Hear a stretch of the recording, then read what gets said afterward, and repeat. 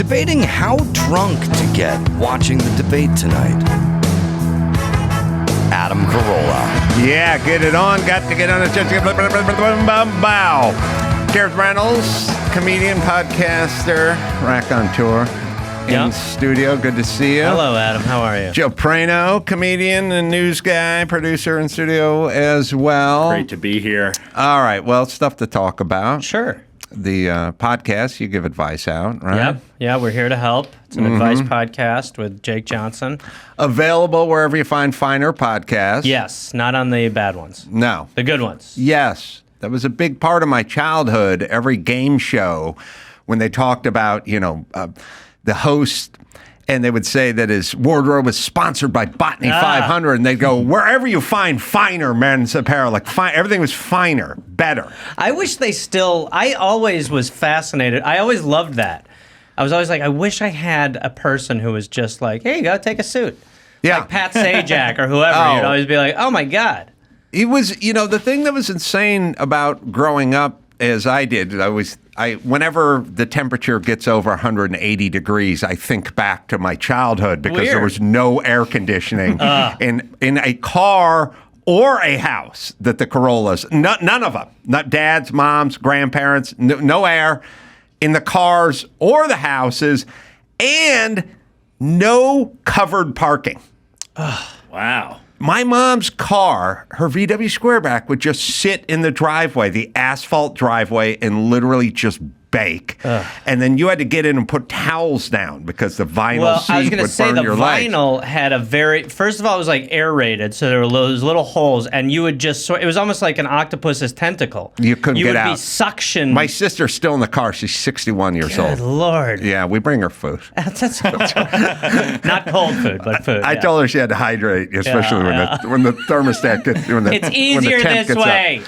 Yeah, and I would sit in that hot box. It was like Cool Hand Luke's hot box, and I would just sit in that shit box in North Hollywood and sweat right through the summer, and I would watch game shows on a black and white Zenith TV, and they would talk about this guy's wardrobe from Botany 500, and the thing that was ironic is they were filming the game show probably 6 miles from where I was sitting, and it was 1 million miles away from me. Yeah. Like, ooh, look at that guy with his vest. He has a jacket and a vest? What's going on? Did they get to keep it? Because I feel like they got to keep it. As a man who has been involved with many a TV show, you get to keep your wardrobe. I would do it for the clothes. I really would be like, that's enough. I'd do the Kramer. I'd be like, you got it. Yeah, but don't tell them that. No. You want to get compensated. Yeah, right. Yeah, otherwise, they'll just give you a money cardigan. to put in the suit pocket. That's right. Yeah. That's where you catch yourself. $500 and $500. That's suckers. Right. That's right. Yeah. Another 100 if we get picked up for season 2. Yeah, you got to drive a bargain with these guys. I took them to the cleaners, not the suits. That's right. Took the money out first. Yeah, I would. I've actually done the wardrobe fittings a bunch of times now that I think back on my career. I think that is the worst part of it all. When I used to do commercials, the fitting was the worst part. Yeah. Because you would go to you'd have to go a day or two before, and they would really not pull punches on what they thought about you when you'd walk into the room of the execs and you'd walk in. And I remember more than one time being like, he looks chubby, but can we make him fatter? And I'd be like, this is just I'm a human underneath here. And they'd take and it would be it was so random. Some days you would be there for an hour and you'd be like, wow. And then other days it would be 8 hours. Oh yeah. And you'd just be sitting, they'd be like, sorry, we can't figure out what this Hot Pocket guy needs to wear. I got a lot of what would a racist wear? Yeah.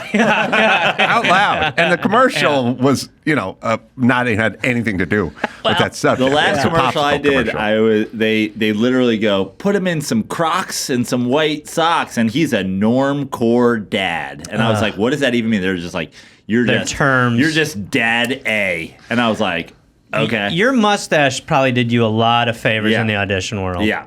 Yeah. I only get callbacks if the thing just says, looking for a man with a mustache. Yeah. Oh, I thought you meant tickling the top of the cock of the casting director. I didn't. Oh, you mean aesthetically? No, Yeah. I guess there's Little two cock sides sweeper. to this Little point cock now that I sweeper. think about it a Took little all bit. the dust off the top of that He's got the casting lip director's duster. cock. Yeah. Push broom. Yeah. Well, it's like for forensic team. We so it was record-setting heat That's right. out here, and so I always have a flashback because I was driving in, and they love to tell you that we set a new record, but the last record. Now, so I grew up in the San Fernando Valley, and that's just wherever it's hot. Everything's hot in the San Fernando Yeah, it's Valley. awful. It gets the way it works is if you can make it over the hill into Hollywood, you can buy or shave a few degrees.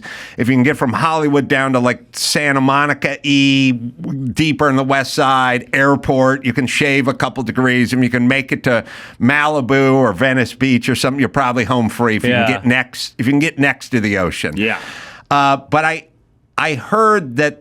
Well, you got some of them I got there. some of them. Woodland Hills blew past its previous all-time heat record with a temperature of 118, according to the National Weather Service. The previous record of 114 was set in 1955. Right. So 1955. Nobody in the San Fernando Valley had air conditioning So in there's probably a 1955. high death rate back then. Well, you know, it's kind of interesting in that you have to kind of figure out. Everybody should do this, and I think we should conduct relationships this way. You guys tell me what you think. Okay. There is a kind of a heat misery index, right? Mm-hmm. And it varies from dude to dude and female to female, from human to human. Sure. It varies a lot. Now dudes run hot. Yes. You know, women get cold. I had a male roommate who would just wear like jeans and a jean jacket and like work on his car in the middle of the summer, and he'd pop. Now, if I popped my head out from working under the hood in July, it would be sweat would be just pouring down my face. You know, at night it was like cold shower and then the fans and like rolling around. This guy would walk into an apartment. We lived in an upstairs apartment on Laurel Canyon in North Hollywood, facing the west with no air conditioning. And he'd just go. We slept on the same futon. And he'd just go like, I'm going to bed. And he'd just go to bed. And then I would go, He's like an action figure? Yeah, like I would just get no genitalia. He didn't have nipples. Yeah. I would lay there in a pool of my own sweat and at like 2 a.m. go, I can't take it anymore. And I'd go into the shower and turn it on cold. And then I'd find a fan and put it on me. And I wouldn't even dry myself. I'd lay back down. Because I was so fucking uncomfortable. But then you go, all right, so there's St. Bernards and there's Chihuahuas and there's just and every woman I've ever been with, when I went the ceiling fan on, look at my nose, my forehead's cold, you know. We run differently. Yes. And we run at different temps. Yes. And you should not be allowed to date someone whose temp is too far off of yours. It's nothing but arguments in the car. I've jumped into the car with women on a hot day, put like the cooler on their thing, and have them get pissed. Like, come on, I don't want this. Turn their AC vent on and they reject it? Both directions. I've jumped in a freezing car and turned the heater on their side and had them complain about it. And they're just too temp sensitive. Is what I'm saying. There's no way to cohabitate with those people. You want the fucking window open and the fan on. They want the extra comforter on the bed. It's just not going to work. You need to find someone who's in your same. I had a roommate. We had no temp range together. Yeah. I wanted to get an air conditioner. He didn't care. He didn't want one. He didn't want to pay for it. Didn't bother him. The argument I have always had in those situations is that you can make yourself warmer. So you jacket, mitten up, whatever you have to do. I cannot, and I feel the same way. If I'm with, I hang out with a lot of fat guys so that I feel like I'm sweating less. Yeah. And I feel the same way. I'm always like, I'll compensate. There's no problem with me throwing on a sweater if you are not going to be sweating under your tits. I like the feeling of putting on, layering up a little bit. Wardrobe of sponsored by for whoever. free, Body 500. Yes. So I think I always am down to do that or blanket up or whatever. The argument to me is I can't take layers of flesh off. This is what it is. Yes. It's air. Well, one of the big chick thing is air movement. They don't like the fan. Yeah, my There's something about the hates fan. the fan. What do you mean? She's like, even the ceiling fan, she's like, it's blowing directly on me. I'm like, it's the cooling us. idea. The It's pitch cooling of us. the ceiling Yeah. fan is her complaint. And then she doesn't like the windows open. She's like, the windows, then I can hear. And I'm like... Then I can hear. Like, can I hear things outside? I'm like, I need the windows open and the fan on. That's what I want. The fan also is the siren song of sleep. It just beckons I you agree. to the slumber. I agree. You know, and I love the feeling of the air movement and whatever. And it's also finding, and most women are this way, but it's like once in a while you discover a dude and he's like, I don't really like barbecue. Yeah. And you're just like, what? Yeah. I don't like, you're vegetarian? No, I just don't. It's like, what kind of fucking animal are you? You don't like I feel the same way about fans. I'm like, I love a fan. Everyone's got to love a fan. There's nothing better than a ceiling fan. It should run all fucking night. Even when it turns cold, I still like to run the fan. I have the ceiling fan in my guest room just constantly going. No one's even in there. Yeah, just like running a right spike now. fan. A spike fan, yeah. So Shower. the temp, I heard, Joe doesn't have this on his list, but when I was driving in, they said that, I think it was Reseda, which is like the next town over from where I am, set a record at, I don't know, 111 or whatever it is, but it had not been set since 1979. I was like, oh, yeah, that's when I was in junior high sitting in that shit box looking at Botany 500 commercials and sweating my ass off. Also made me think a lot about global warming because one was from 45 years ago. This one was from 75 years ago. 1955, and then Palmdale record broken from 1996. So, yeah, it's a weird...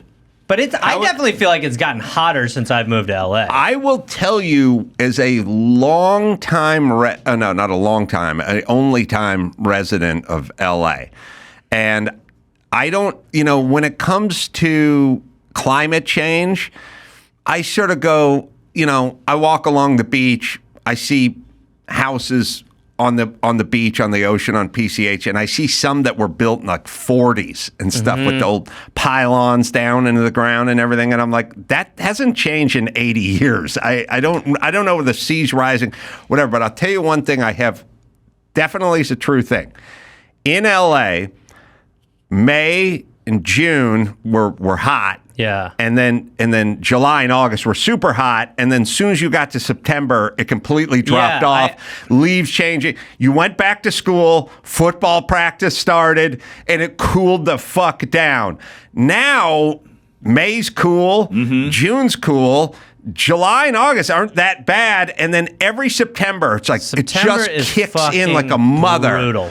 September was the cool down month. You do feel like, all right, we're finally getting through this. And then September is just like ready to shiv you. Yeah, I had, and I was funny, I was watching the news with all the power outages and the heat. And so there were, the power's out in Silver Lake, power's out everywhere. In Los Angeles, in 2024, could we get a power grid going? Do you know what I mean? Like we go, it's crazy. If you said to most people who live in SoCal, look, they just spent $100 billion on a train from Merced to Fresno, and there's no track laid yet. Or, by the way, for the record, you could have need power. Track. You don't need track for a train. That's true. Yeah, that'll work. It's like at speed. It'll when they find take its it through way. New York. Yeah, it'll figure it out. Or you could have a grid, an electrical grid that worked in your city. What do you think would benefit you more? We can't. And then comically, we're going all electric cars by 2030. Like, really? Because right now, it gets into the 90s, everyone turns their air conditioning on, and we have rolling brownouts. That's where we're at with the grid. What do you think you're going to do between now and then? That's like, I mean, it really is like America is like an apartment with just a list of shit you got to fix. But that is top two. The fact that our power lines still look like it's 1830 is shocking. The fact that they still hang there And that's the reason why a lot of fires get caused. I know. They're like, oh, so we're still why just like, 2 million acres on fire in the Angeles Crest? Well, a crow landed on one of the wires, and then what it is the stick from 1841 broke, and then it landed on brush. Yeah. And then we used to have fire trails, but then there was an indigenous rat we had a bill, and it would have endangered the rat, so then we got rid of the fire trails. Now we can't get up there. And we don't have planes that hold fire, retardant material, but we can lease them from Canada, but that's going to take a while. It's like, could we just get a little planning, a little something? Like, can I say this? Let's take fires. Let's take fires and electricity. Like if I got the magnetic board and I'm doing a priority list down at the city council planning or the mayoral's office or the gubernatorial office, I'm going to go, listen. Let's just take transgender rights and slide them down just a couple notches, and then we'll put electricity and not being on fire. We'll just put it a little bit higher for just a minute, a minute. Then we'll get back to trans talk. But we're on fire right now. We don't have electricity. The reality is you could probably do both. I remember when I moved here. You could, but They're we not don't. pulling out of the same. I remember, Well, one is basic lip service, essentially. I remember when I moved here, and I was just like, I could not believe the traffic and the fact that it's gotten so much worse here, and everything here has gotten so much worse in my 20 years in Los Angeles. And I remember like thinking like when I first moved here, I liked it a lot, and I was like, well, your tax dollars go to, you get taxed a lot, but I was like, but I did feel like it kind of went to stuff a little bit. Like I probably wouldn't have been able to directly tell you what it was, because it's not my job. But now I am like, well, now you just get taxed the shit, and I'm like, and it's dog shit. I don't really understand what the plan is. Is that part of you moving? You moved up out of LA. I did, but the reason why was because I was like, where I was living in LA, I was like, I can't stay here. Am I crazy? I feel like... No, listen, I'll tell you how you can tell. You have to stay away and then come back. It's like when a friend gets fat. Yeah. You can't see him every day. Yeah, You don't notice. Yeah, you have to go away and then see Stu after 3 years, and then you go, oh, shit. Stu's the right name, by the way. Stu's put some fucking weight on. That's the nickname. He's named. It's all I eat. Yeah. His name's not Stu. Yeah. You've changed him. The name. No, you have to stay away. I just drove through Hollywood, just 100% through Hollywood. I was glamorous doing something at Sirius XM. Now, I used to live up in the Hollywood Hills. I used to write for Jimmy Kimmel Live. I used to come down the hill and go through Hollywood every day and go to work. I used to, shot at Hollywood Center Studios, where my wardrobe was sponsored by Botany 500. I had a real Hollywood-esque, Hollywood Center Studios is right in the middle of Hollywood. Kimmel's place is right in there. And there was a lot of business in there. And I spent a lot of time going through. Well, I hadn't been through it in a bit. And I drove all the way through it because I went down the 10 and then had to cut all the way through to Sirius XM Studios. And I was like, oh, this is a shit show. Oh, yeah. And it's bad. Oh, it's bad. And then also sort of, what's the plan? Like, well, when do we start kind of going? It'll work itself. I don't think there's a plan. I don't think there's a plan. I don't think there's a plan either. I don't think there's a plan for anything. Yeah. I think the idea is we peaked, and then it's just kind of like, hey, deal with it. We're later stage Elvis. We can still rock out a couple tunes and we're sweaty. It's very sweaty. Yeah, sweaty, and we got the lyrics written on our shoes, but it's still okay. We'll die on the toilet. I woke up gladly. I got the worst goddamn power outage ever in Malibu, which is I woke up and literally the power went when my feet hit my bedroom floor. When I pivoted off my bed and I touched, it was like I threw a switch. How did I know? Fan.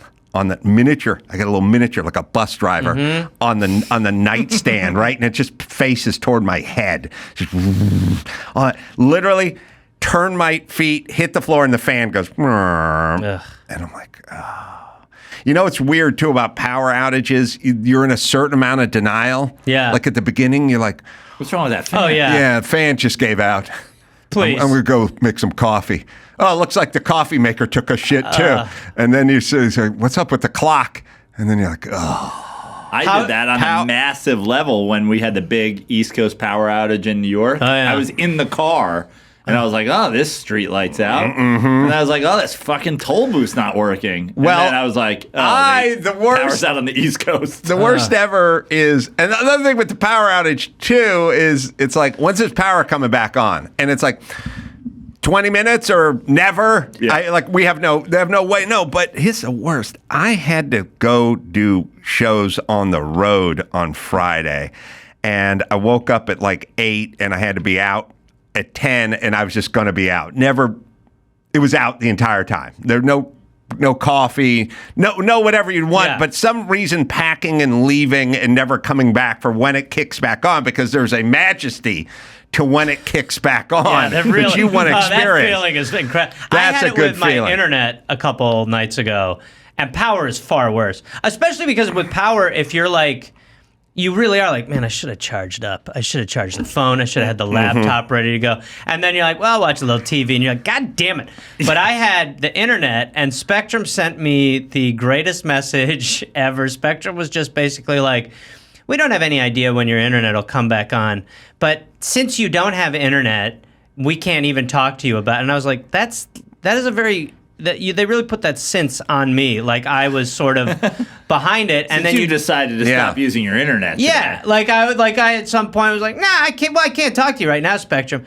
But the fact that they're the only company, that's the only one you can have anywhere, and then when it does go out, you are just like, there's nothing. Yeah, Nobody to contact, nothing to do, and if you're without power when it's this fucking hot, I mean, it's intense. Yeah, it adds to, as a person would be in the St. Bernard realm in terms of misery index, it's high. And to put a finer even point on it, it is interesting to experience old life, which is, I was leaving yesterday, La Cañada, California, which is more hubs of hell, heat-wise. It was 108, but it felt even hotter. It was really hot, and I do the move where I go start the car and turn the air on and run the seat coolers, and I do the whole 9 yards. Smart. And I get into the car, and I start taking off, and my first impulse is, man, it's so hot outside because this car's taking a while to cool off.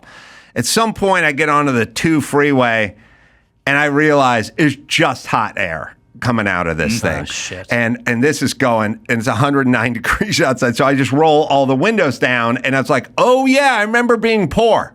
This was what it felt like on every one of these days in my mom's VW Squareback. Get the windows down. Some lower back sweat going. Just being plastered with, it's pelted with hot air. And I was like, oh, yeah, this is my old driving pickup trucks and working construction.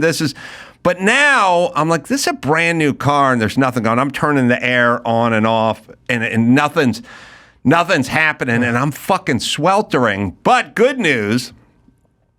I hit Los Angeles, and this is Southern Cal, and I hit bumper-to-bumper traffic. And I've been in the car for a half hour sweating my ass off, but I do a bold move, which is I'm shutting the car down. In the middle of the freeway, because we're bumper-to-bumper, and I shut the thing. The beauties of this town. And then reboot the car and fire it back up again, and then the air comes back on again. Do you remember Falling Down, the movie with Michael Douglas? Yes. Where he just gets out of his car and quits. Whole life. I feel like the show is... I really... Instead of killing everybody, he just comes into this podcast studio. Right. I think about that movie so often in L.A., where I will just be like, I can't do it anymore. Like, those hot days, the traffic...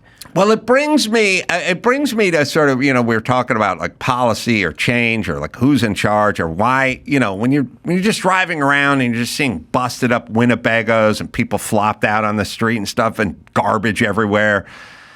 there's a part of you, if you're in charge of the city, that makes you want to go stop and go, we got to fix this. Got to clean this up. It's amazing what we accept being we Angelinos, too. It's like we were talking about power outages. This is the only place I've ever lived where when the power goes out, I go, will it come back on? Yeah. Like, is there a chance it's gone forever? And we're just like, I'm just now. They definitely wouldn't tell you that. We definitely just be getting texts. We accept street takeovers. We accept a bunch of 19-year-old dudes in Dodge Chargers just doing donuts in the middle of a bridge that we can no longer use because they have taken over the street. This is part of our world now. Like, you step over a homeless guy, you got no power, and there's a street takeover, and we just go, we got to get out of the way. Because they've taken over the street. To your point about Stu, it's like every time I do drive through LA, I'm like, oh, it's just getting. There's a noticeable difference each and every time.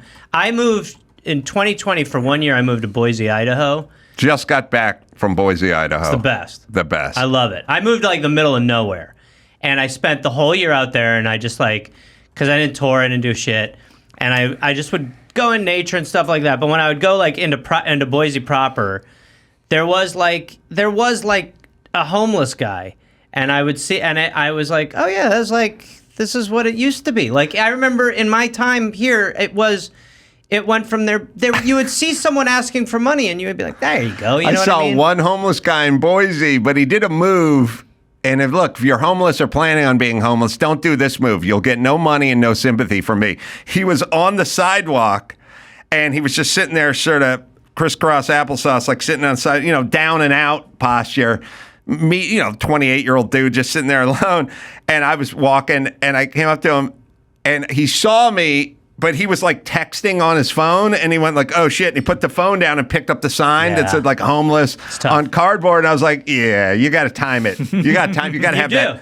Take your breaks. Take your breaks. Don't let me see you ordering Grubhub and then throw the phone down and then pick your sign up. He's buying a charger. Nah, we don't need to do this. I always the honesty move always works for me when it's need money for drugs or need a beer. It's if he had just said need money for Uber Eats, I'd be like, oh. Okay. Honesty does go. I remember when I was in Boston and I went to school and I used to give a guy outside the 7-Eleven change whenever I went in there, and then I was like, he has a disc man, and he now has a nicer jacket. He had made so much money in that populated area where I was like, I think I need the loan. I sat next to him. We have some footage of the Bay Bridge takeover, but the street takeover. If street takeovers become a part of your world, that's not a good. So wait, not a good society. So guys do their donuts in the middle of the street, and the crowd just sort of. Now we're safety oriented here, except for not so safety oriented that we will arrest anyone who does donuts in the middle of a bridge while a group of human beings circle. This is circle this place. I did not know. That's the Bay Bridge. That's the Bay Bridge. The main artery to the East Bay and to San Francisco. People getting out of the way. The Golden Gate. You know when you drive and you see the mind-numbing traffic on the other side and you feel relief? Yeah. The people going the other way are like, oh, this is the best one. Yeah. You know what I realized, though, after watching the human group. Now, there's no barricades up or anything. There's just a group of young humanity. Filming. Oh, he just smacked into a bunch of kids. It's my trying to get out of the way.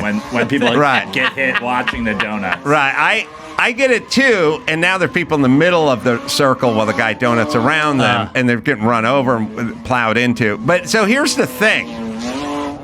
Wow. Here's what I've realized. All right, we got this. It's hypnotic. It is the black and brown. That's what they were drinking before. It is the black and brown version of the 80s European car rallies. Because back in the day, they had crazy Euro car rallies. And you can show tape of that, Byron. I'm talking, 1985, 1986, turbocharged Audi, all-wheel drive. Euro rally. The rally shit was big there. Right. And these guys are going 90 miles an hour sideways down a dirt road, and there's a whole group of white people just lining the road. You know what I mean?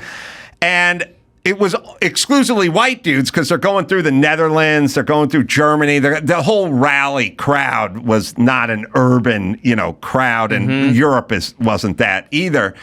So they basically outlawed it because people just got killed left and right because it was like the lazy man's running with the bulls. Like you would challenge yourself to stand on the outside of the corner and see if you could touch the car. Jeez. When it went by at 85 sideways on a dirt road. Hans Stuck is driving. He's got a guy looking at a map who's navigating.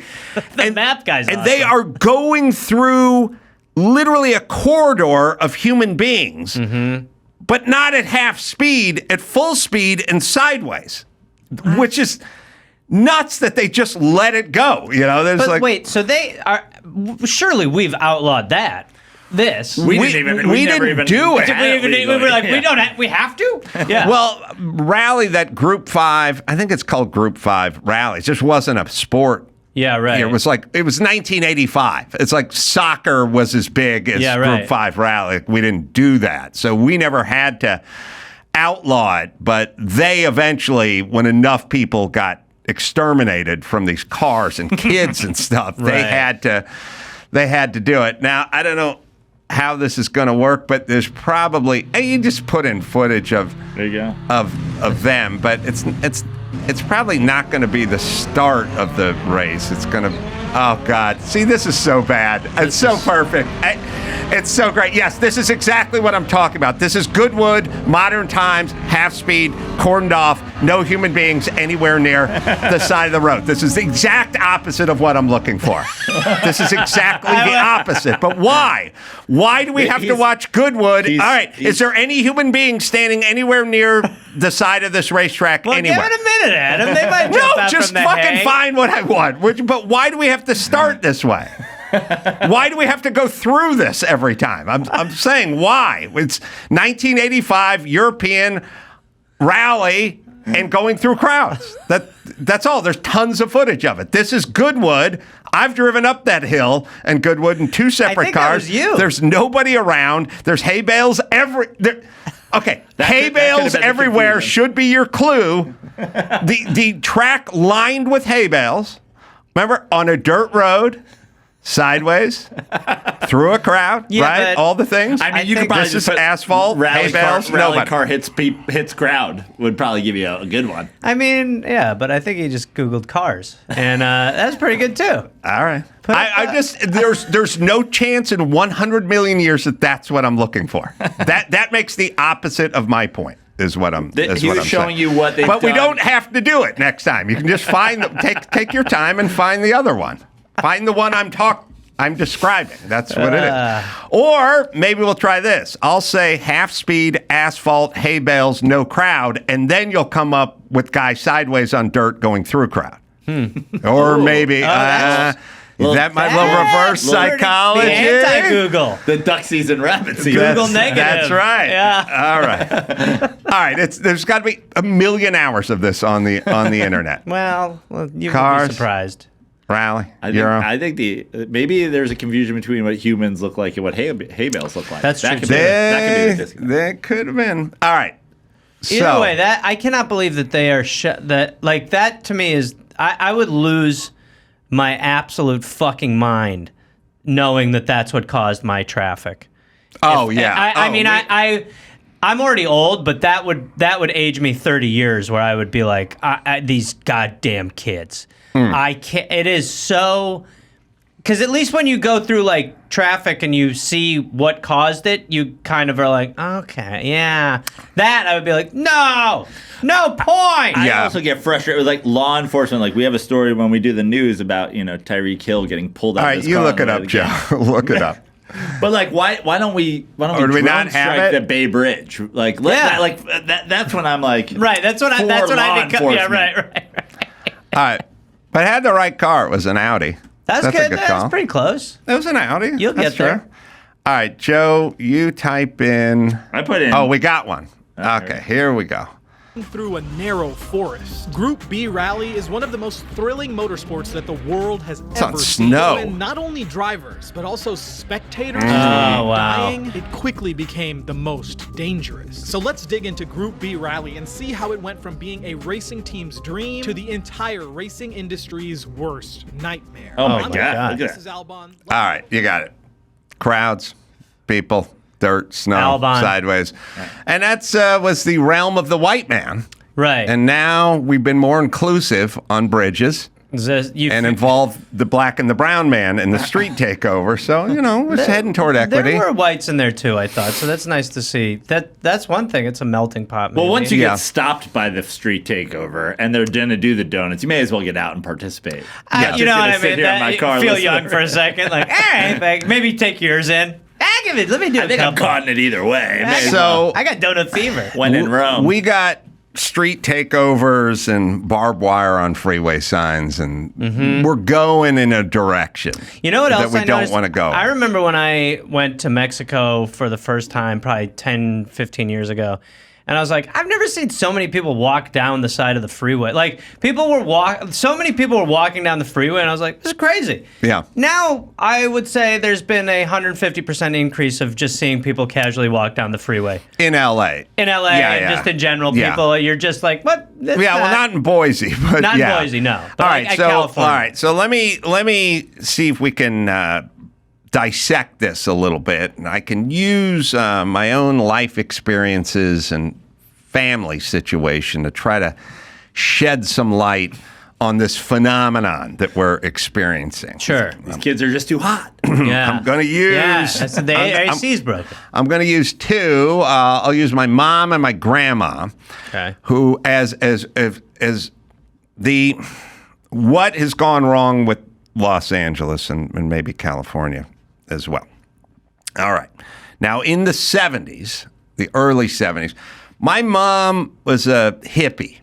And we call her very progressive, health food, kind of crunchy, Billy Jack watching, kind of 70s, old school hippie. Sure. Little less angry than today's crunchy person who seems to be more angry, but still not far beneath the surface. There's a lot of rage in there. Sure. And a lot of lethargy.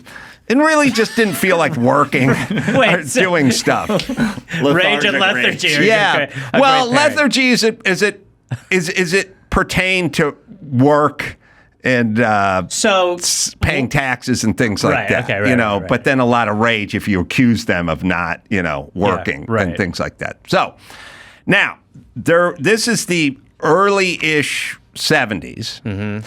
And this is back also when the hippie group and the progressive people did not trust the man. Mm-hmm. Now they seem to be all in with the FBI and the CIA, but they hated the man. Today's they didn't hippies? trust. Yeah. Well, not hippies. Not hippies. Progressives or leftists or something. They tend to listen. I don't know. I think the one thing that maybe is, like, I remember when Marjorie Taylor Greene was like, get rid of the FBI. Everyone was like, all right. Like, I think, but not on the left. You don't think? You mean like the Democrats? Yeah, on the Democrats and sort of the left or side of the Democrats. I think in the traditional Democratic Party now there is more of a. I think you're right that there's more of a faith in those institutions than there used to be, and now it seems like the right is a little more skeptical. They didn't trust those institutions or whatever, anything. They didn't trust the man. They didn't trust anyone in a position of power. They wouldn't have trusted. My mom wouldn't have. So she did not want her two kids, me being one of them, and then my sister who still lives in a car. She's like I said, the heat is broken. We're keeping her hydrated. She's probably jerky at this point. Thank God in 1975 I had the presence of mind to put the beach towel down over the seat. A life-saving move. So my mom did not like the idea of going to the man's school and like being indoctrinated into the man's thoughts, And schools were a little militaristic, more so back then. Like they had fences and bells that went off and yes sir and no sir, and everyone had to line up like, PE and stuff. You had to line up and stand tall and get, demerit points. And it was like a little more militaristic. Dunce caps. And Sure. paddlings and stuff like that. Oh, Yeah. wow. So she instead thought they should go to like a hippie free range school. And if you watch the movie Billy Jack, it'll spell it all out in a sort of hippie. There used to be these kind of communal hippie, free to be you and me schools. Montessori type of. I don't think there were that, but it was just you would go there and you would be a kid and you would express your freedom. Yeah. And we would see what they gravitated toward. And maybe they don't feel like reading or studying this day. Maybe they want to work with paint or clay. They should. You don't go force them to sit still and read this book. They should go express themselves through dance or art or molding of clay. Or donuts in their car on the bridge. That's right. There's pinch pots and coil pots and slab pots. A bunch of stuff you can make out of clay. All right. So that's what my mom thought. So what ended up happening is it was this free-range school, and you went there, and everyone just threw dirt clods and ran around and made stuff out of clay all day. But no one learned to read or write or spell or conjugate verbs or anything. No literatures. No, it's just free range, man. We were going to do. And my mom's plan was, this is sort of what freedom and compassion looks like. Let the kids be kids. Let them run around. Let them express themselves.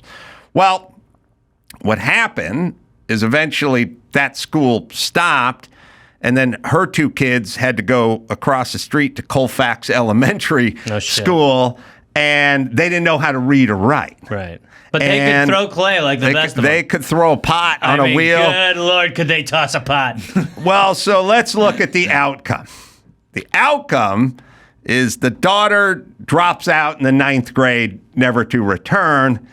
The son limps through high school with a very low GPA and then graduates technically and then gets a job doing manual labor, digging ditches on a construction site. So not what we planned. Goes on to be one of the great orators of our time. But not what we planned. Now, my mom in 1974 was being compassionate and doing the right thing in her mind. The results were shit.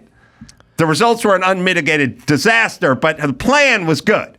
And I'm saying that's like the city council showing compassion for the homeless community, the unhoused community. The plan, it sounds good. It feels good. Feels like they want to treat the homeless with dignity. Fentanyl ODing and people flopped out in the street is what you get, but the plan sounds good. I think the plan of a school, because I always think about it, okay, I concede reading and writing, quite important, necessary skills, but the math was where I was like, why this? Why? Well, up to a level, basic, do it in your head. Sure. It should all be done in your head. That level made sense. But when you start getting into algebra and trigonometry, that stuff was why is this taking place? It felt like they just... That's just a discipline. I never took it, but that's just. There is something those hours, to the discipline. Maybe you can go out and throw your dirt piles and have half the day. Because I remember seeing those schools when I was a kid, and I was like, oh my god, I would love the free rangers. Just to go out and just have a think or a But you fathom. wouldn't love it if you didn't learn to read or write. No, that's what I'm saying. We keep that. Yeah, but we keep all right, that. I shall continue with my metaphor here. I don't want to break down the school system that granular. Okay. All right, so it didn't work, but the plan was good. I mean, the heart was in the right place, but it did not work. All right, so that's mom. That's hippie mom. Then I had compassionate, semi-communist grandmother who was also of that ilk, down with all the causes, hated the man, so on and so forth. Later on, when the grandson, that's me, did not learn to read or write, so thus had to get a job on a construction site doing manual labor. But later on, I worked my way up to carpenter, but I was still living in an apartment, a sweat box. With Denim Joe. With the guy didn't sweat. And I had my tools as a carpenter, but I had no place to put them because I would leave them in the truck that gets stolen. Mm-hmm. My grandparents' home was just a few blocks up the street, and they had a sort of secure tool shed. They had the sort of tool room, garage, whatever we're calling it, but it's on the other side of a gate. It wasn't a gate like you'd think it was a nice house. It was 1 bedroom, 1 bath. It was a shit house, but it was still secure. So I kept all of my tools in their shed, and then when I got a job, like hanging doors, I needed a specialty tool, which was a door plane, which was very expensive but very specialized just for planing doors. And I bought one.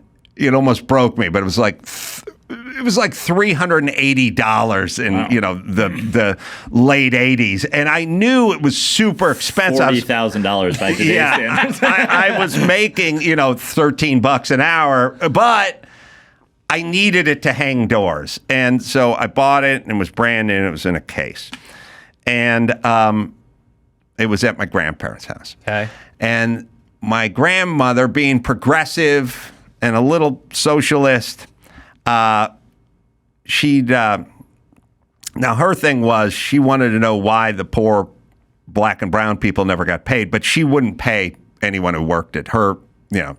Everyone got minimum wage who did any yard work or whatever. But there was a guy, and he was like, homeless guy, but by 80s, 90s standards. Back when you were homeless, you had to kind of drift and do odd jobs here and there because you didn't just panhandle or deal fentanyl out of an RV. You had to kind of roam around and sweep up stuff and get some loose change. And so he approaches my grandma and says, like, how about I come in there and I do all your yard work and you give me $4 or something. And she's like, yeah, I want to help out the guy who's down. Now, in her world, he would have been down on his luck, not a junkie, Mm-hmm. So he comes in there. Like I know how the story and he helps out, right.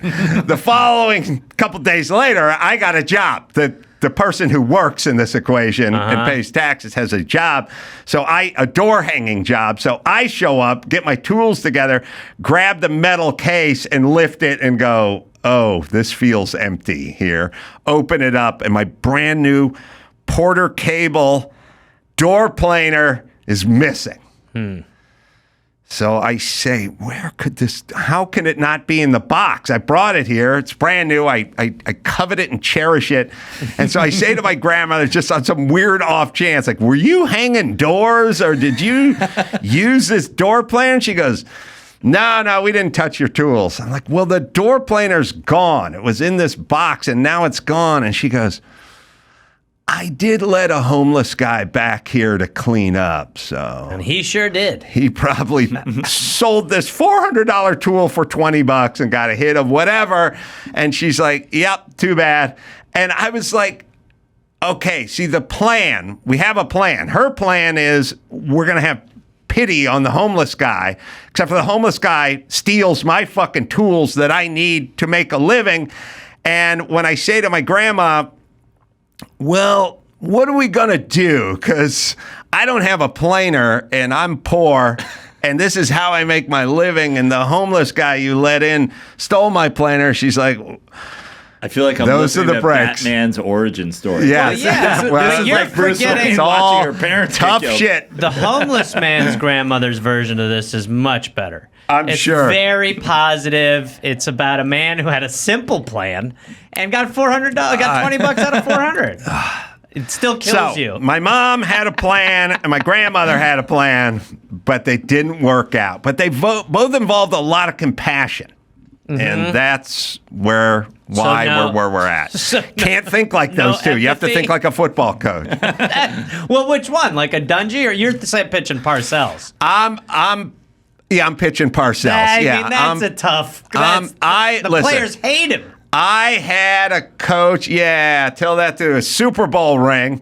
Dungy got one too. I had one that reached for chewing tobacco when he was angry, and then threatened you with it like it was a weapon. That's who I want running Los Angeles. All right, we got some news over there. We do indeed. We'll take a break. Come back. We'll do the news right after this. Simply Safe. We got to love me some Simply Safe. I've used it. I've trusted it. I've recommended it for years. They've been with us longer than almost any sponsor. And I've partnered with them to offer my listeners peace of mind, and 50% off. Just visit simplysafe.com/Adam. Again, you go online, you set up the system you need. You know how many sensors and cameras and whatnot.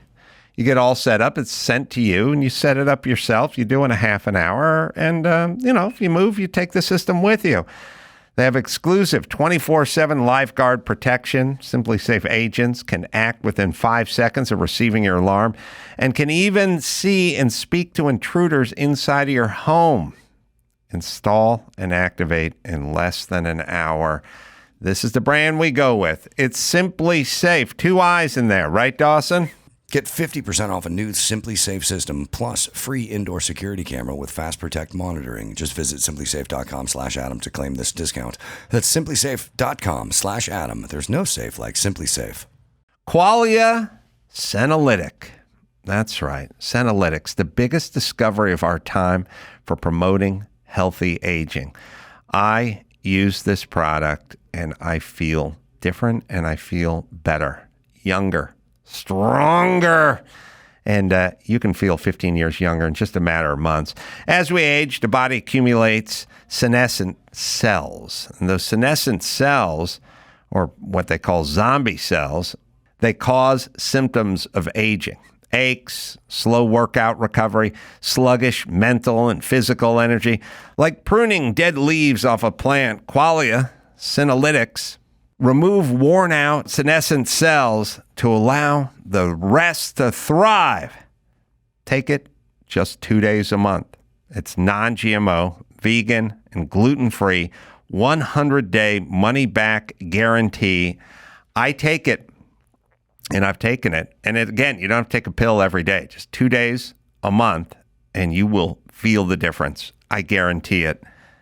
Am I right, Dawson? Resist aging at the cellular level. Try Qualia Senolytic. Go to qualialife.com/Adam for up to 50% off and use code Adam at checkout for an additional 15% off. For your convenience, Qualia Senolytic is also available at select GNC locations near you. That's QUALIA life.com/Adam for an extra 15% off your purchase. Thanks to Qualia for sponsoring today's episode.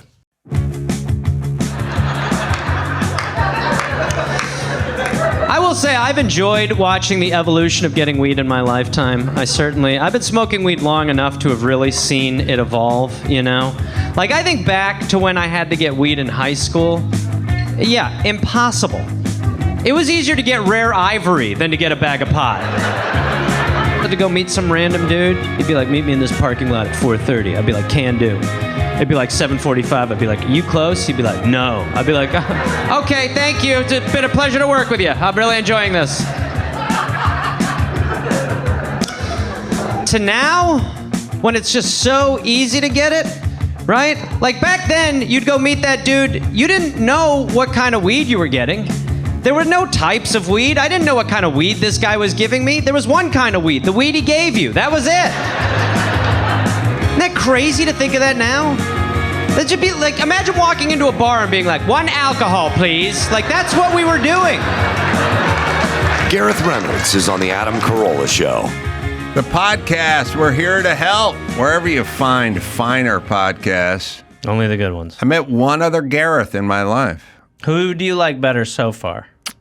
I like this other Gareth. I want to quite a all bit. I want is a fair shot. But you're making your way toward the number one Gareth. I mean, 2's good. This guy, top 2 Gareth's is fine for you. Last place on his list, depending on how. Joe, we don't need to be so goddamn negative. Met him on a construction site. One of the few guys who had a college degree on a construction site and was like a white guy.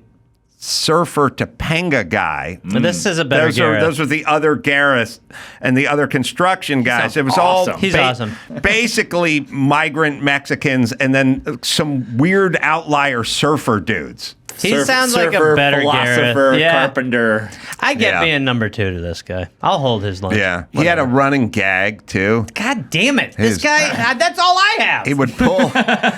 We'd always wear the dust mask. Yeah. He'd wear the dust mask when, drilling concrete or something. And every time he'd got done and pulled the mask down, he'd go, "There's nothing I could do," and he'd walk away like a frustrated surgeon. And I thought, "Oh, that's funny." That's a great It's got a good bit. It's a good bit. A mask bit. Here's the other worst part. I used to work construction for my brother's company, and I didn't have a bit as good as that. You didn't have a masked bit? No, it's better than any of my best bits on the site. Once in a while, some guy would do in construction, there's a giant oversized crayon, which is called a keel, not a crayon, but it's still a giant crayon. And it's for marking out, drill here or cut the slab there, where you wouldn't use a ballpoint pen or a pencil or something. It's a construction keel. Once in a while, some of the guys would take the paper mask and draw like the big Joker, orange mouth on it or something. It was fine. Occasionally, there was a hole and the guy smoking through it. Like that. There was a sense of humor there. Yeah, I like that too. I mean, he sounds pretty. Do you keep in touch with him? No. So there's a void. There's a void. Yeah, there's a gap, and it needs to be filled with another Gareth. Well, I mean, you're just pretty slim pickings. How's your construction skills? Awful. Embarrassing. Embarrassing. Yeah. I was without question the worst. As far as skills, the worst worker. But as far as heart, I was Rudy. Yeah. I had the heart. I would work longer. I would work harder, but I would also be like, we're out of drywall, and I didn't get it up properly because I smoked a joint at lunch and mismeasured a bunch. One time, my brother wanted me to go. I would do a lot of trash hauling. So I'd haul a lot of trash, and I would do a lot of demo, just kind of the grunt work, but I enjoyed that. But one time I was leaving a site, and I can't remember, I was like cutting something on the table saw, and I had to leave quickly to go get something or whatever. So I got in my brother's truck and I ran over the table saw. And so I ruined his tire completely and his saw. And he came back and he was like, I was like, I'll work it off and everything. But he was impressed. If you were using the table saw, you had to have some degree of skill. Because that's not the Every Goomper time shop. I used it, though, I was like, I am going to lose my thumbs. I always thought that. And when I would saw tiles, I'd be like, this ends. The tile saw, because it would get so wet. Yeah. You had to have it nice and lubed up. So I would always be like, this. I just kind of come to terms with the fact that I was. The wet saw is kind of refreshing. What? Because you're getting splattered a little bit? You're getting the mist in. Well, it's like when you eat at an outdoor restaurant in Vegas and they got the mister on there. That's what the wet sauce like. But it was more like a bukkake. It was like you weren't walking away like, oh, it was a nice little mist. You were like, You got the bukkake tile water because the water would turn the color of the tile you're cutting up. Right. So normally a kind of just off-white and you would sort of just be greased up. But I always thought, I was always like very confident. Tile saw is definitely the name of the episode. And by the way, we're brought to you by Bukkake. I don't know if anyone... and Botany 500. Botany 500. Bukkake 500. All right, do some news, Joe Praino. All right, well, it's week 1 of the NFL season still, with one more game to go tonight. Go Giants. Thanks. Gareth, you had to take that shot at me in the middle of there you go. The middle of the news. We have a couple of NFL stories. The first one... Miami Dolphins star receiver Tyreek Hill was detained by an officer who is now on administrative leave. Just hours before kickoff, Hill was detained for a short time following a traffic incident. The team on social media and Hill's agent said the wide receiver was ticketed for a moving violation, and it's not clear why the situation escalated. He was actually face down on the asphalt and handcuffed. 1 block from the Dolphins' home stadium. He was driving I think he's driving a McLaren with like a satin wrap or something on it, like a satin black wrap. I just saw a photograph of it. It looked like he was driving a McLaren, which is kind of a supercar. The way he knows how he's going to come out on top after this situation going through his head must have been satisfying. And had a breakaway touchdown. And he did the handcuff celebration. Oh, I didn't even see that. Yeah. He didn't get a moving violation in the end zone. What did he I don't get it. I say what I don't get is I get that cops can be douchebags. And I feel like it's an age-old question, which is why should you have to kiss the cop's ass? Yeah. And the answer is I don't know. But for this moment, he has a gun and you don't, and that's about all I got. So I don't know why I should kiss the ass of anyone with a gun. No. But if they have it, I will. You know what I mean? Well, because they can make your life so much more inconvenient so swiftly and simply. So it is set up for, moments like this where if you don't, you have to just go into full ass kiss mode. That's what I'm saying. That's in my what experience, the talk should be. yes, as a white man, it's been far more effective. But it no, did they result will. in this. I think if you go into full compliance mode, we could get rid of 99% of this stuff. But the problem is I wonder. It is. I know it's a theme. I know everyone has it, but it isn't. I think if you go full compliance, we can get rid of this. I was also an asshole to a cop once, and I was thrown to the ground and arrested, and had his knee on my neck and the whole shebang. And it was just because I told him to fuck off.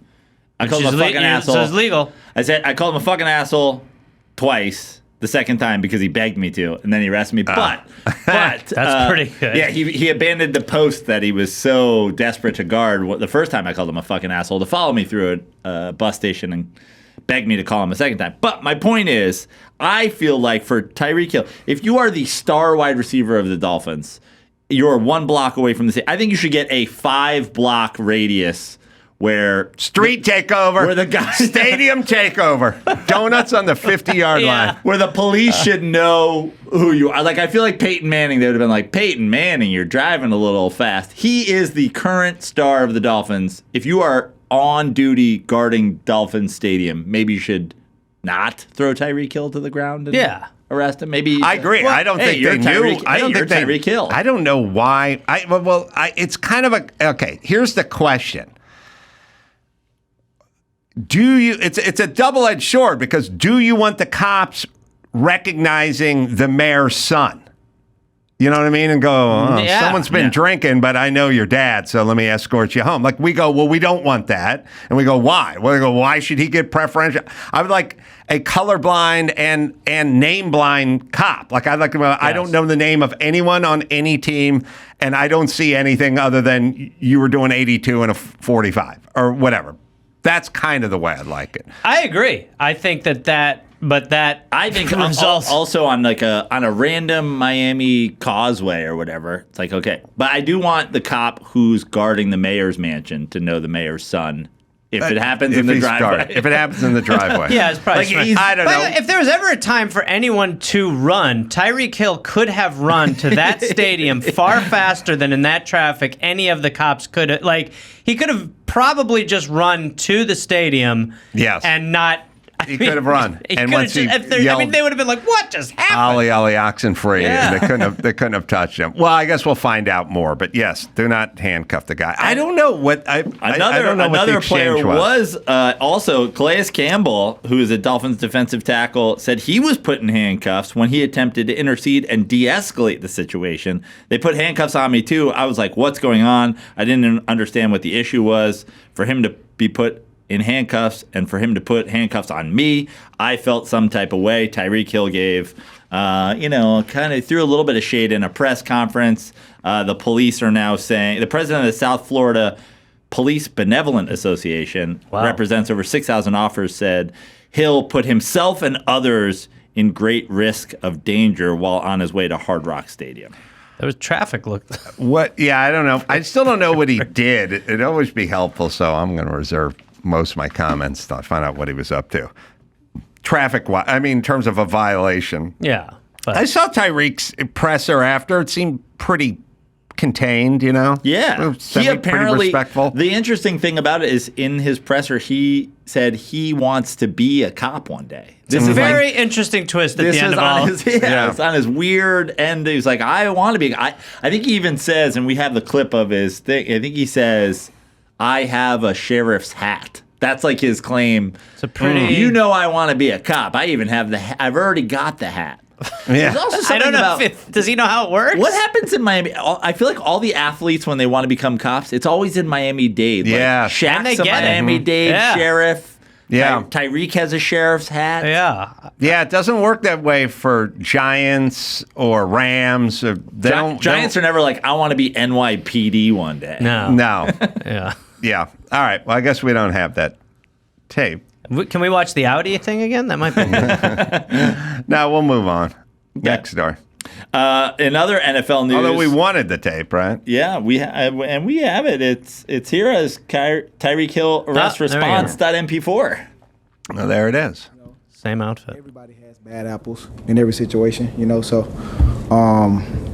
I want to be able to, use this platform, to figure out a way to like flip this and, make it a positive on both ends, on my end and then also Miami-Dade, so that way we can team together and, do something positive for the community, because that's what it's all about, bro. Like, you guys are here to like protect us as individuals and I have a platform and I want to be able to team up with you guys. So that's all I got to say.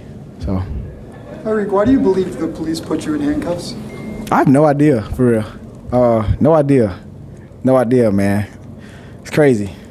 No idea. It wasn't disrespectful, because my mom didn't raise me that way. Didn't cuss. Didn't do none of that. So, like I said, I'm still trying to figure it out, man. All right. All right. He's investigating. He's getting to the bottom of it. His arms is also a story I can't get over. He's so big. I know. He's It's crazy. built like an action figure. It's nuts. Yeah. And the amount of children. How many children? Oh my goodness, like Yeah. Nick Cannon levels. Yeah, he's So he's like a Cromartie. yeah, Yes. he's in the kids department. Just that they might have arrested him for that. No, he's got I think he has a current wife and then is actively having children with other women. I don't know how it works. He's one of those carved guys out- where he's got like he lists off his kid and it's like she's 3, Yeah. she's 3, She's he's 3, three. Yeah. she's 3, and you're like, how the fuck does it? That's not Irish twins. That's fucking Yeah. 5 different women. Yeah. Yeah. I wonder how many like helpful white women have went, oh, triplets. That's amazing. The amount of- Yeah. What, I was IBM? crazy. Yeah.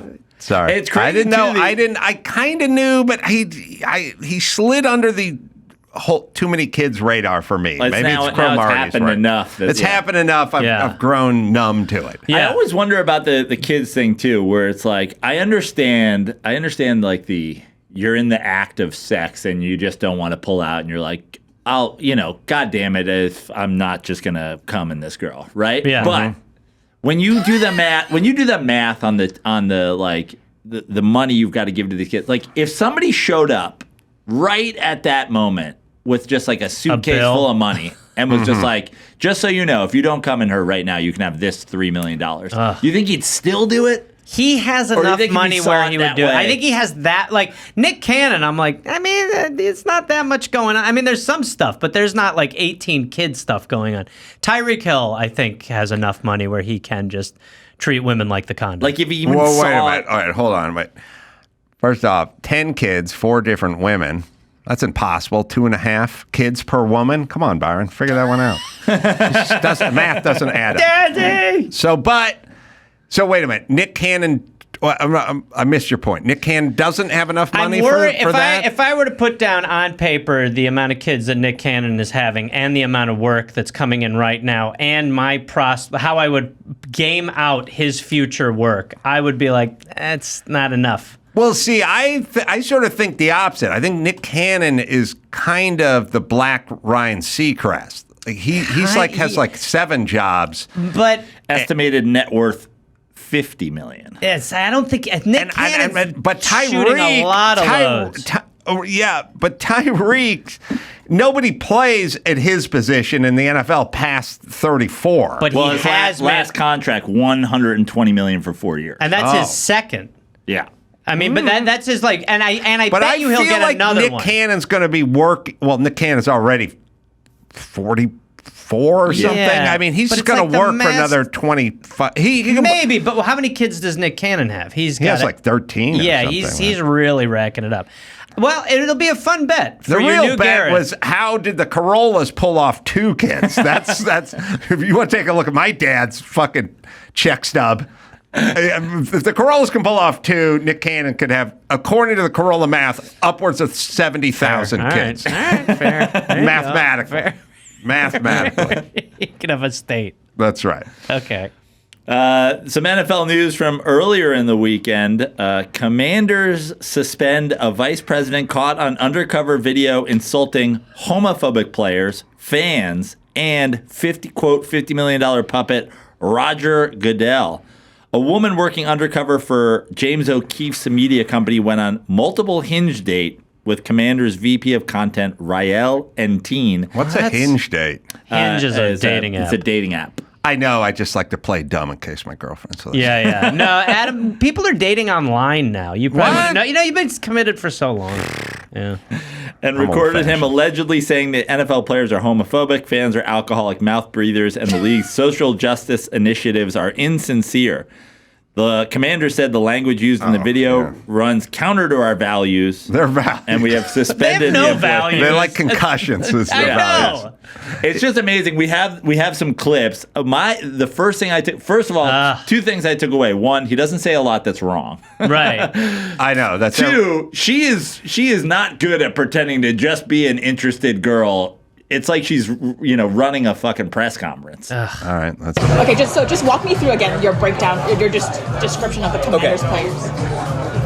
Over 50% of our roster, right, is either white religious and God says fuck the gays in their interpretation. I don't buy into any of that, but that's the facts.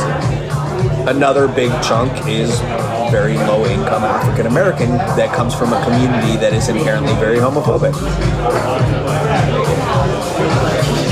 I love hip hop. Hip hop is very homophobic. So far, checks out. Yeah. It's a cultural thing that I hope gets better. Right, like Atlanta's a very interesting demographic. Like it's southern, but like there's a very gay black community. I would say more than 50% are probably homophobic, and the remaining, let's even say it's 49%, are not necessarily homophobic, but that doesn't mean they want to go on record with a video saying come out to pride. Why not? All right, it's pretty even-handed. I think if you're going to have a video released of you from a hidden camera on a date, you'd be like, that went pretty good. I would have had 128 N-bombs and counting. And that's, you got to cut it off. It would keep going. Like, are you kidding? That sounded pretty sorted out. Yeah. And that old-fashioned looked real good. Yeah, I wanted to hit off that bad. He said most fans are alcoholic mouth breathers. He talks about all the fights in the stands. I'm like, yeah, that checks out. But it's amazing that he doesn't pick up because she's like, tell me more about the alcoholic mouth breathers. You're like, dude, you are. What a good date I'm on with a regular woman. Who just knows so much about the NFL and is interested in my job and career. And my question is, did they hook up? Did she go... if she just left after that, I'd be like, what the fuck? And then he was like, she was so interested in the Commanders. I told you so many juicy details about the Commanders. I would have never known. I would have spilled everything. I would have never thought that she'd You would have worked under the Dan Snyder administration. I would have flourished. Those are the with ace Dan days. Schneider. Yeah, or what's his name? The owner of the previous owner of the Clippers. What's his name? Donald Sterling. Sterling or Schneider. Those would have been where I really took flight. You know what I mean? Those are the administrations I could have worked. I ran into him at a restaurant and talked to him for a while. The Grecian formula flows strong with that guy. That guy. All right, do we have another one of him? Those two should do a podcast, Snyder and that guy. Oh, yeah. Most of the fans, I would say, are high school educated alcoholics. Most NFL fans are high school educated alcoholics? Yeah. Really? With a violent, there's fights in the stands all the time. Like, it is So they're like lower class people. I hate to use that term. I would just say mouth breathers. I have a deviated septum. I love your I like to drink, and I have a high school diploma, so I take great umbrage to that. Mouth breeders. You said they're uneducated alcoholics. Date 2. With a violent tendency. Yeah. Is that what you said? Yeah. I stand by that. All they need to do is look at their beer sales to know they're alcoholics. Is it just me? I mean, can we at least agree on this? If you get caught saying things that are untrue into a hot mic, you get disciplined. But if you get caught saying things that are 100% true into a hot mic, you get fucking fired. Yeah. Like, it's really the part where it's all true that causes the real consternation, right? Yeah. If you say, if you want to piss someone off, tell them something that's true. about them. That's where you get the reaction. It is like the fact that it's so funny the way the NFL is like, how dare you? We have the class. Have you seen the class of our fans? We have some of the finest elevator footage ever. Yeah. No, I know that's the like when I many years ago when I hosted Loveline, the only people that we would never get as guests on our show were hockey players. And this is, going back 25 years, but we never get them. And I would always go like, why not someone from the Kings, as a guest? And they go like, they're very, their reputation, they don't want to be talking about sex talk or whatever. It's like they beat the shit out of each other on a frozen block of ice all night. Hockey players, famously the biggest cocksmen, they're not fucking road chicks. They're beating the shit out of each other. It's like, that's why they're not coming on. Yeah. That's why the reaction. It's an overcompensation. Yeah, right. We know who the NFL is.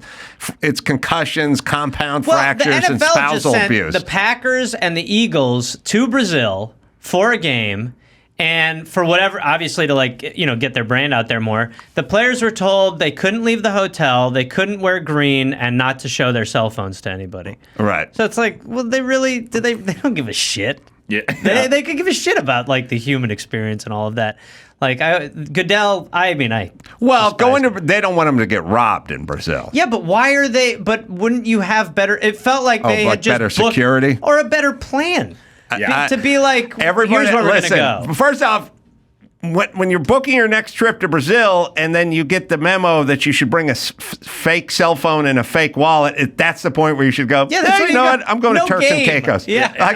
If you're telling me to bring a styrofoam phone and wallet because I'm going to get rolled walking from the airport to the hotel, maybe we head to Scotland this year. Yeah. You know what I mean? Change of plans. That's what the outreach should be. I also will offer up that I want to go on a date with this woman, and I'm going to just bait her into saying some crazy shit. I will get the N-word out of her. How long you been at Project Veritas? Yeah, exactly. I'll just be sitting like, tell me again.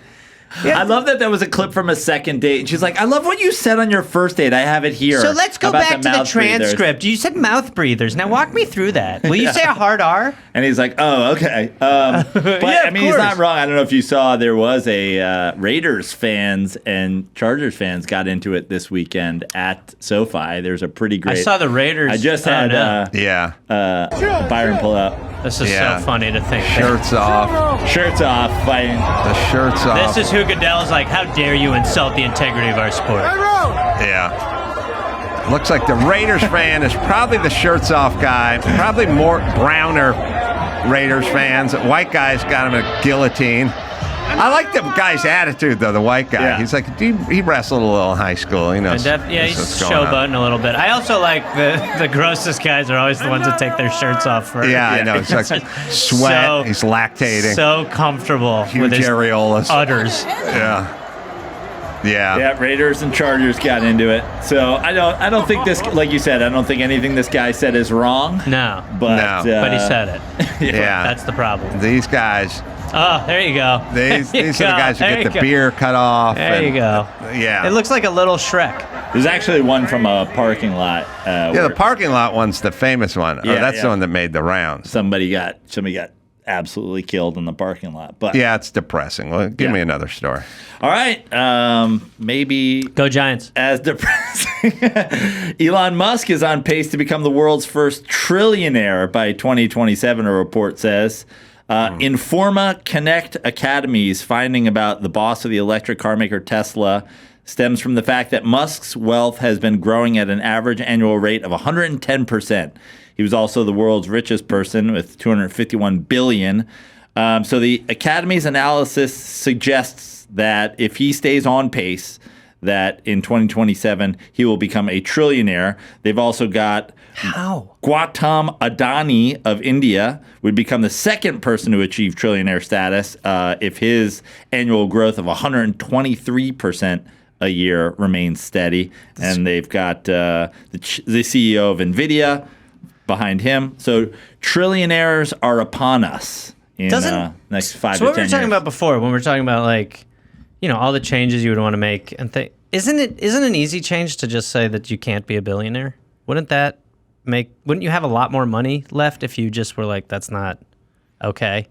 Is that crazy? Well, I guess the question is then who would be in charge of like distributing the money? Well, fair. That's the problem. Yeah, this is after, we've dealt with that issue the old-fashioned way. I mean, we in California, I think during COVID, all goes to the grid. We gave like $300 billion to prisoners for COVID relief and stuff. So I don't think if I would be all for some version of something that actually worked. The people that I think you're right. Like, we don't do it right, though. We can't do it. I think like when there was that point where FDR was like, nah, this can't. Like, they're gonna come kill us. And then I see. Here's I have a fundamental problem, which is it's sort of like homeless people. Going back to homeless people, they're called unhoused people, so then we give them a name like, what this guy's missing in his life is a house.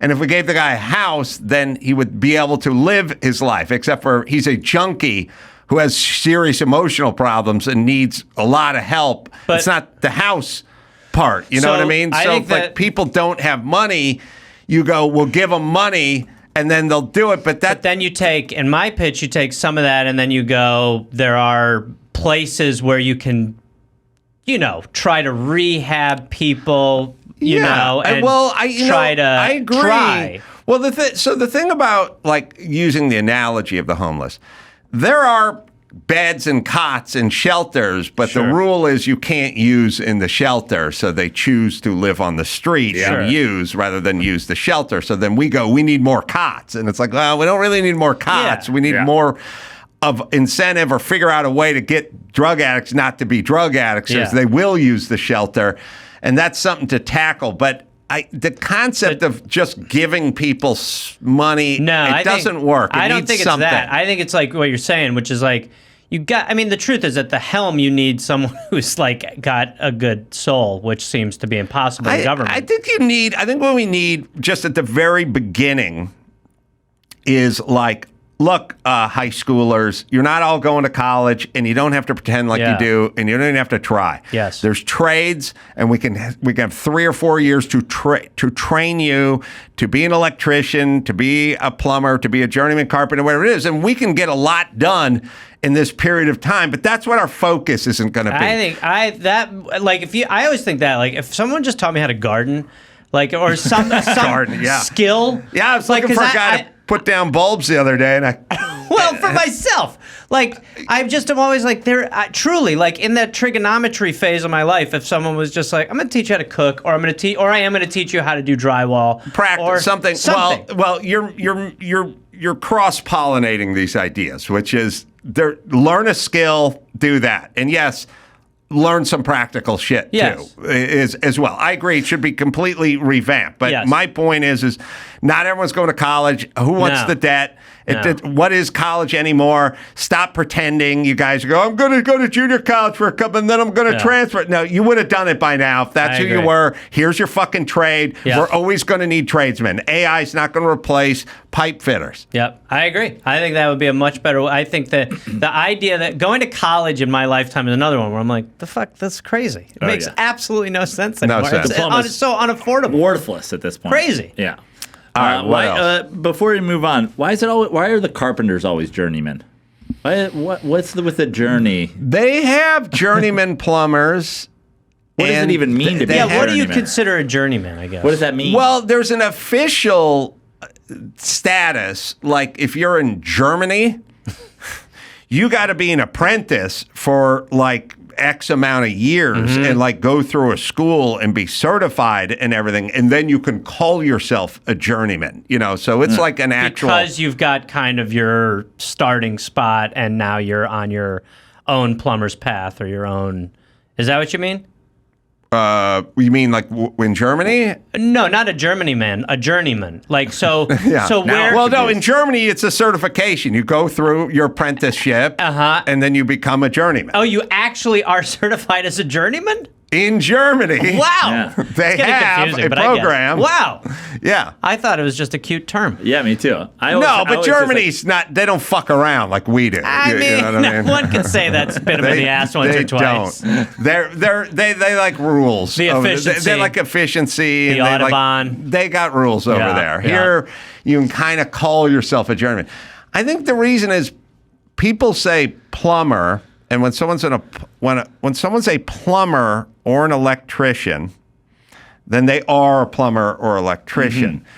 Carpentry's got a lot of room for interpretation because I would work with guys that, who doing it for like 3 years and they're not that good. You know what I mean? Then there's Russ who's been doing it for 28 years and that guy's a technician, skilled, So they give themselves the journeyman thing just to let people know. Don't mistake me for the guy's brother who runs over a table saw in his brother's truck. Yeah, between semesters at the college, that's not me. This is what I do. I always just pictured like a carpenter with like all his gear on a stick and a thing, and he's walking. Yeah, he's like walking town to town, journeying. Like the Incredible Hulk. Guys, Hulk. anything framed? Yeah. I have talked to a guy who moved to Germany, wanted to be a cabinet maker, and had to go all the way through the process of like certification and years of apprenticeship. But that's how you get good. Like you can't really just cram and read a textbook. You have to just show up every day and learn your little skill. No, that was what I would always make that very clear on any job site with anyone I worked, that they were, no matter what, they were better than me, and that I was all heart and I had some puns. And that was really what I was bringing to the table. And I'd probably get high at lunch. That's pretty much where I would let them know the second half. The back nine might not be as tight. I tried getting high once or twice on a construction site. It did not work. If I was painting, then it was like, you can get high. Any of the mindless Anytime stuff. it was coming down to numbers or like you're saying any of the actual work, I'd be like, boy, this is like an escape room. I couldn't. the thing that fucked me up with smoking pot on the job site was it slowed everything down so much that all I ever wanted on a job site was you show up at 7, had to be rolled out at 7, as I say, cords plugged in, working at 7. Then at I guess at 10, depending if you got like the lunch truck would pull up at like 10 a.m., you could get the little hostess cake and a coffee or something, and you'd get like a 10-minute break, although that was catch as catch can. That didn't exist everywhere. But sometimes you wanted to get to 10, and then you want to get from 10 to noon because noon was lunch and you got to fucking sit down and take your bags off and whatever.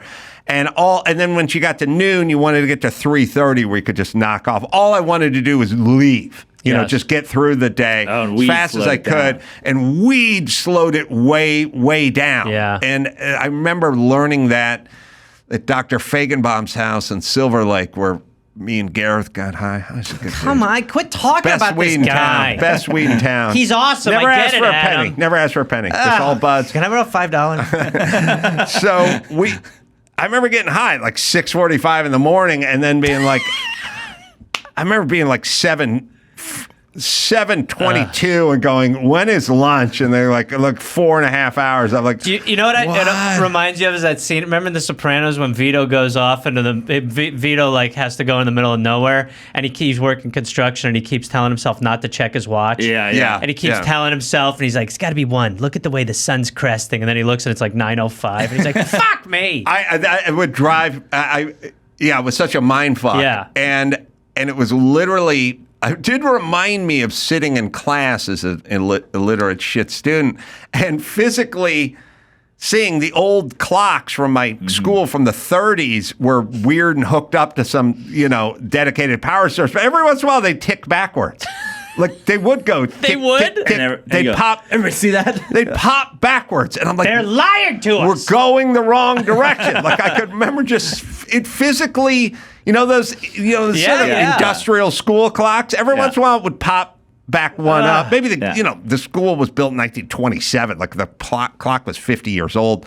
Maybe it had a bad cog or something, but it would pop the wrong direction, like symbolically, just to rub it in. I would do that all the time, sitting in class. The way you'd play the game, where you'd be like, "Don't look at the clock. Don't look at the clock." And then you'd look up and be like, "That was smart. We're a half hour in." Or the one where you'd be like, 4 minutes. Yeah, 4 minutes. Yeah, I realized. I went from don't look at the clock. Don't look at the clock.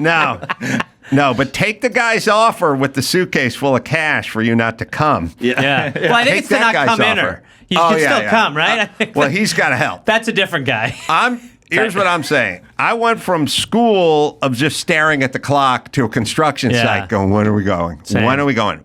My life from 0 to 31 was like, when can we leave? Yes. When can we leave? That's all I thought. I agree. I remember that. I used to do kids' birthday parties, and when you were talking about the summer heat, and like I would be driving around LA going from birthday party to birthday party, and that would be the same thing. I would be like checking my Party little Pals or something? Yeah, it was called Hey Hey Entertainment. But basically, I work for Let Us Amuse You Traffic School. Oh, you work? What would you dress as? Anything, everything. I went on an audition for one of those. What do you mean to do? You could surely you did not book it. No, I. This is the worst. Whether you know it or not, this is the worst rejection of your career. Because talk about a low bar. I mean, they were just some of the people I'd work with. I'd be like, he is meth. Oh, I got the job. Okay. But what happened was I had a buddy at the Acme Comedy Theater. Mm-hmm. His name was Paul Rugg, and he went on to be the voice of Animaniacs and wrote a bunch of Freakazoid. I think he did the Freakazoid thing, and he wrote for Animaniacs. He did a bunch of voices, and good dude. And we're both just out of work, comedian, actor, whatevers. And we didn't have much going on. And I was just kind of an independent carpenter at that point. And he used to help me. I'd give him $10 an hour. He'd help me a little bit. Not on the journey to Journeyman. Okay. And like one day I just showed up at his house and he was like, I go, we want to go out and do something? And he was like, I got an audition for Party Pals. And I was like, what is that? And he goes, you dress up like a Smurf or something and then they pay you like $60 or something. It's pretty good, yeah. And, but, it kind of felt like show business, to two guys that weren't in show business, It always kind of had, that's what my boss would always say. He would be like, this is going to teach you more than anything you learned in your entire career. If Party Pals still existed, or it was in Encino. If the video on Ventura Boulevard. What's the worst thing you had to dress up as? Like, what was the one you were like, nah, I don't want to be There were fucking. so many lows. One time, there was this Yu-Gi-Oh character called the Dark Magician, which had, first of all, because frame of reference, it wasn't like I was watching Yu-Gi-Oh, so the kids would be like, give us your June bean, and I'd be like, I don't understand. Right. Or what does he talk like? But it had a 3-foot tall, like, head extension piece, and you had to have, like, a little wizardy staff. And just as far as, because I'd have to go to this bin with balloons or magic tricks or whatever, and I would be, like, bending over, and I would be, like, hammering a kid's head, and just be, like, trying to, like, move through doorways, and it was just, I couldn't believe, the hardest I ever saw my brother laugh was when I showed him what it looked like when I had it on one night, when we went bowling. My brother couldn't wrap his head. The construction guy. He couldn't wrap his head around what I had to have wrapped around my head. It was, but then they were like, the worst as far as like experience was like the Hulk because it was so hot, or Darth Vader because it was just brutally hot. And you're out in the yard running around. Or SpongeBob because your arms could go like like anything where the kids could just assault you and you couldn't tell where they were coming from. Well, and also you couldn't, according to Paul Rugg, you had to be in the outfit pulling up in the car with the helmet on, the head and everything. The kid couldn't see you carrying the head walking down the lawn. I would park like a block or so away around the corner and then get ready in there. But talk about a job where I would get high a little bit before I would do it. Yeah. That was one where I would just be like, this is so low stakes. Does Party Pals and Encino exist?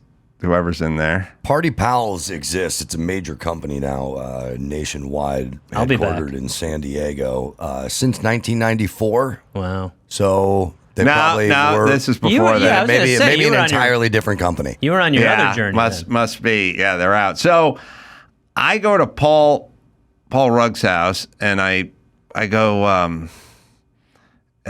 So where are you going? He goes, I've got an audition for Party Pals. And I was like, where is it? It's like, Encino, I got to go now. And I was like, oh, well, I'll go with you. And so then we both went there. And then we walked into this little bungalow room, the strip mall. And there was like 25 people there. And like a cattle call, like that. That's crazy. Yeah. I mean, maybe there were 13 Still, people there. It was a like, large group how of people Party Pals there. became the preeminent the premier name in all of America. And it was like out of a movie. And I was just like standing there with my friend Paul. And the woman was like, oh, you guys are here for the audition? And Paul was like, yeah, that's why we're here. And I was like, yeah, all right.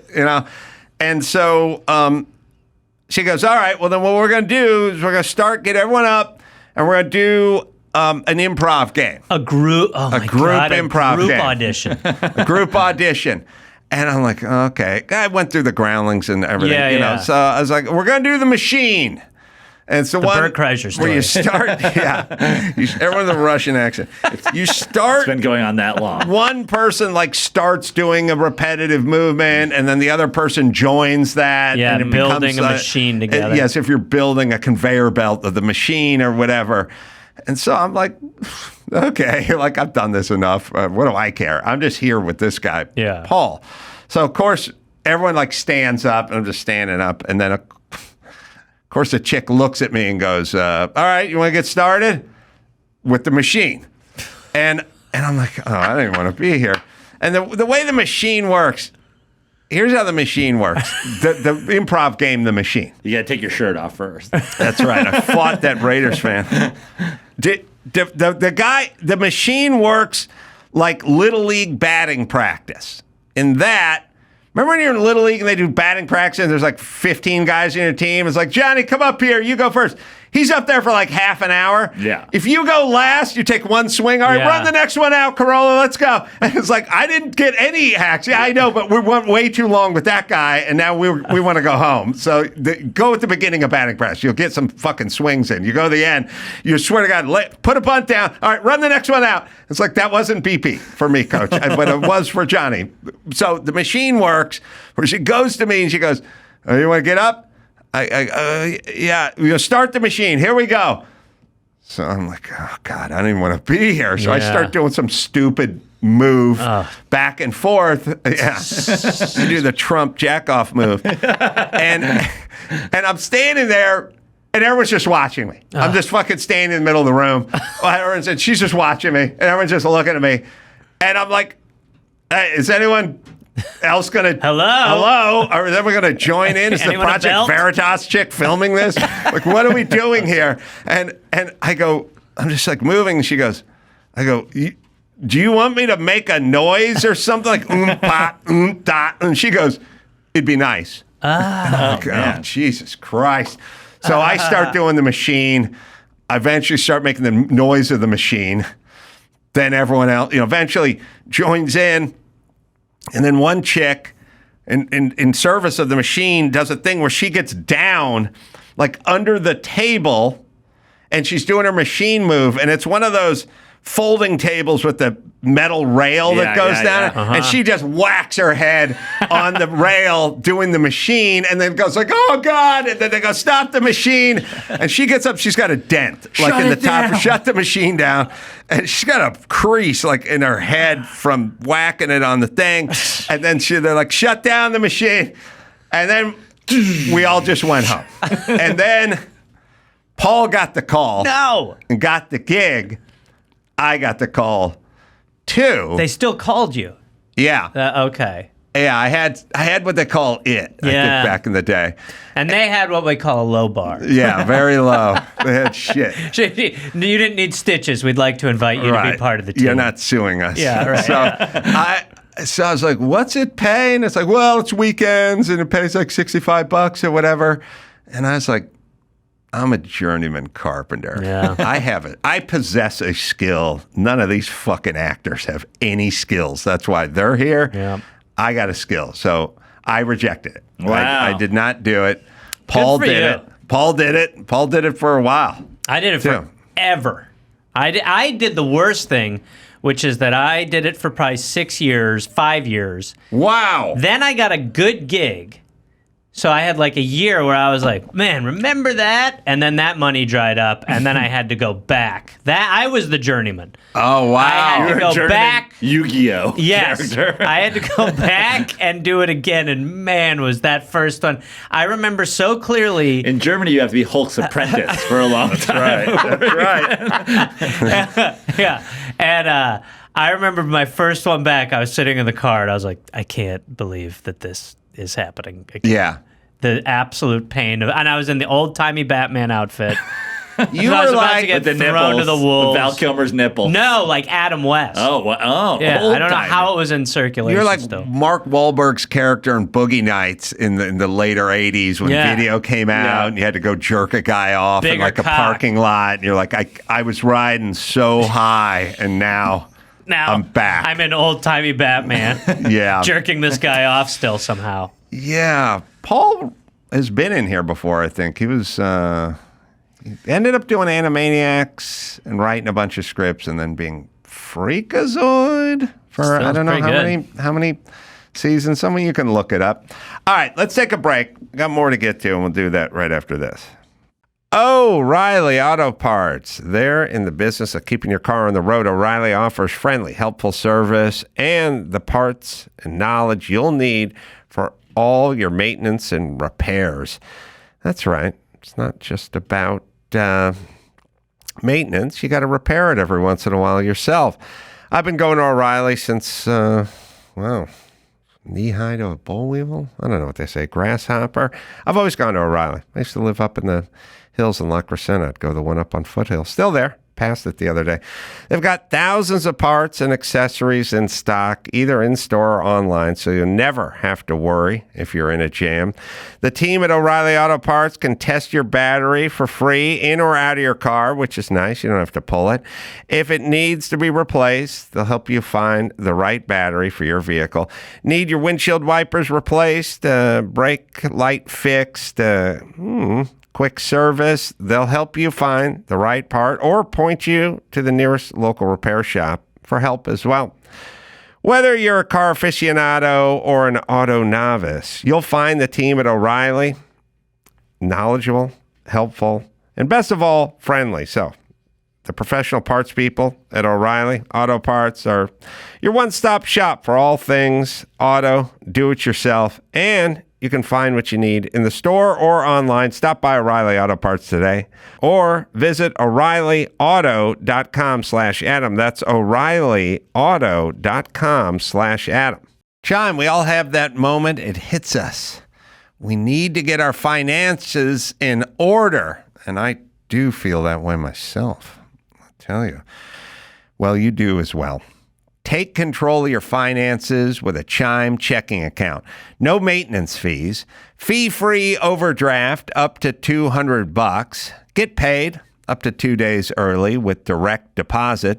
Learn more at chime.com/Adam. Chime has spotted members 30 billion plus over the years. Friends can give friends a boost using Chime. After a qualifying direct deposit of $200 plus, Chime will notify you to enroll in Spot Me. With an activated debit card, Chime will spot you up to $200 when you exceed your balance. Your next direct deposit is applied to your negative balance. So start getting your affairs in order, your financial affairs in order with Chime. Right, Dawson? Make your fall finances a little greener by working towards your financial goals with Chime. Open your account in 2 minutes at chime.com/Adam. That's chime.com/Adam. Chime feels like progress. Banking services and debit card provided by the Bancorp Bank N.A. or Stride Bank N.A. members FDIC. Spot Me eligibility requirements and overdraft limits apply. Boosts are available to eligible Chime members enrolled in Spot Me and are subject to monthly limits. Terms apply. It's time to check Adam's voicemail. Hey, Adam. Calling from New Jersey. First it was ropes in the gym, and now it's pull-up bars. My son told me out of nowhere they just took the pull-up bar down that used to be right behind the football field. He asked around, and it looks like they did it at the other high schools around here. Get it on. You can leave us a message at 888-634-1744. Number 2, Gareth Reynolds is in studio. Still. Yeah, but you're making the Party Pals thing help. It did? Yeah, All right. yeah. I'm a closer. I'm a closing Gareth. I come in hot at the end. I've gotten into this before, but I'm really trying to figure this out. Paul was a freakazoid for 3 years, 95, 97, and then Animaniacs before that. His Wikipedia says, first thing on his Wikipedia, not to be confused with Paul Rudd. That's fun. Not to be confused with New Zealand cricketer Paul Rugg. Cricketer. Oh, a cricketer. Man, it's tough when tough. The first two are like, not that Gareth. Better, yeah. Not Topanga Gareth. Yeah. Comedian Gareth. Damn it. Topanga Gareth. I took a walk on the Malibu Pier a week ago. I went all the way down to the end and circled around and came all the way back. All the way down the pier, I passed guys, mainly Mexicans, with fishing poles and 5-gallon buckets and tackle. And then I saw what I've always seen, which is nobody ever catching a fish and no fish that had been caught in the cooler or the bucket. And then at some point, I got in my car and I drove down PCH and I see all the guys, usually Mexican, always Mexican, surf fishing. All the guys on the beach, surf, the guys on rocks on the side. And I've passed a million. I've never seen a fish in the bucket, and I've never seen a guy like pulling in a big one surf fishing. I've seen tons of off boats, guys pulling in the big ones and stuff like that. But I am in lakes and fly fishing. I've seen it all. I have never seen the pier or the surf fishermen catch, and I live there and I pass them every day and I see hundreds and the line's in the water and nothing is ever pulled out of the water. What are they? Are they, first off, are they even fishermen, or is this part of some, ruse? Like, the Veritas guys have these guys. Are they on a stakeout? After you, Like, yeah. are they just looking at me and are they talking into their Truman sleeve? Show. Like saying Carolla just drove past. Yeah. He's going to probably hit the next. Like, there's a pretty corny nothing happens. Sports movie from the 90s. You guys might remember it, called Little Big League. Where the kid takes over as a manager. And I remember being like, it's a pretty good movie. But there's a line in that movie that's a throwaway line, but it's always hit me.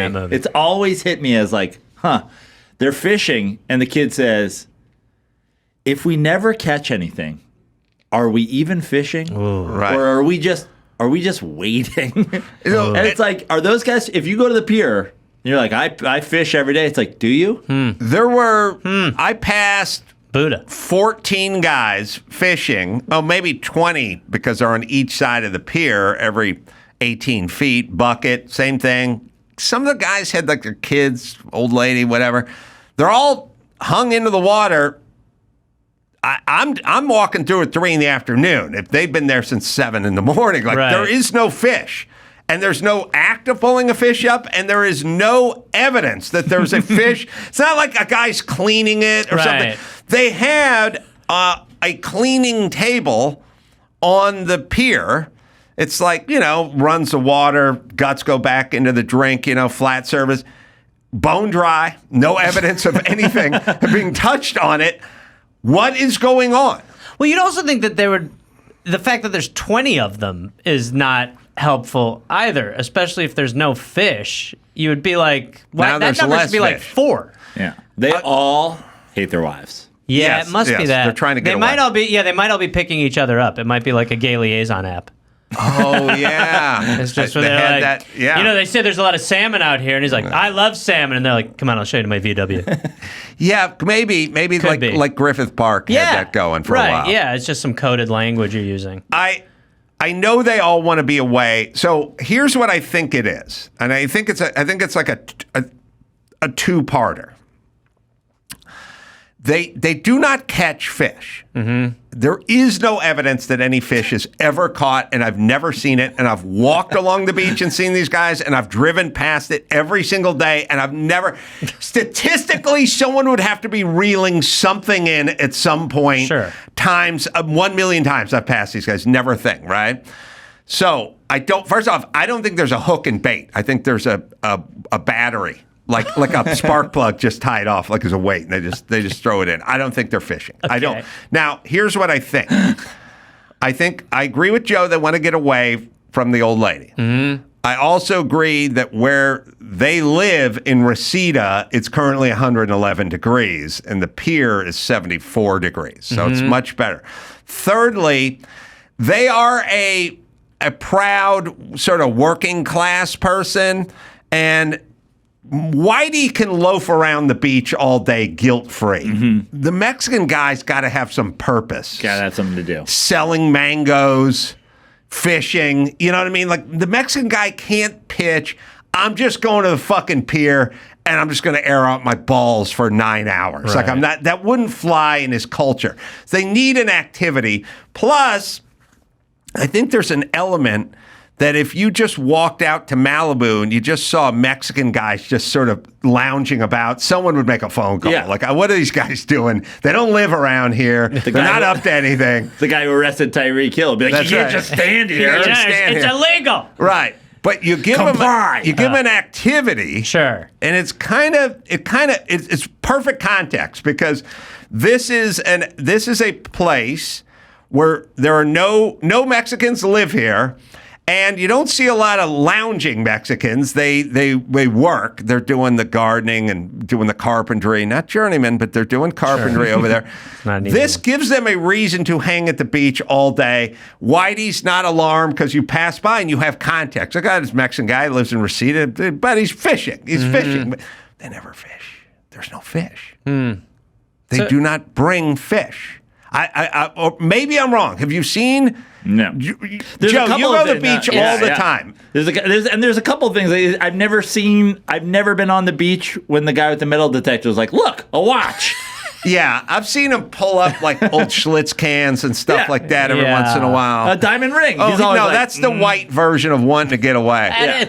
But I lived on Venice Beach for 10 years. I've seen guys land skateboard tricks on television, but I've never seen one in person. Well, it's funny. Really? It's like the only failed skateboard. The guys with the rods are probably bringing in the metal stuff. So if the metal detector guy's like, I've never even seen a guy bring in a boot or some seaweed. I've never seen any tension on the line. It's just out there, and he's just standing there. I mean, it would probably be worth sending Joe out there for an embed one day, to hang out and see if is it just ill-timed? Fun fact: I've gotten hooked by a pier fisherman while surfing. Wow! Right. So they caused damage. Went in my finger.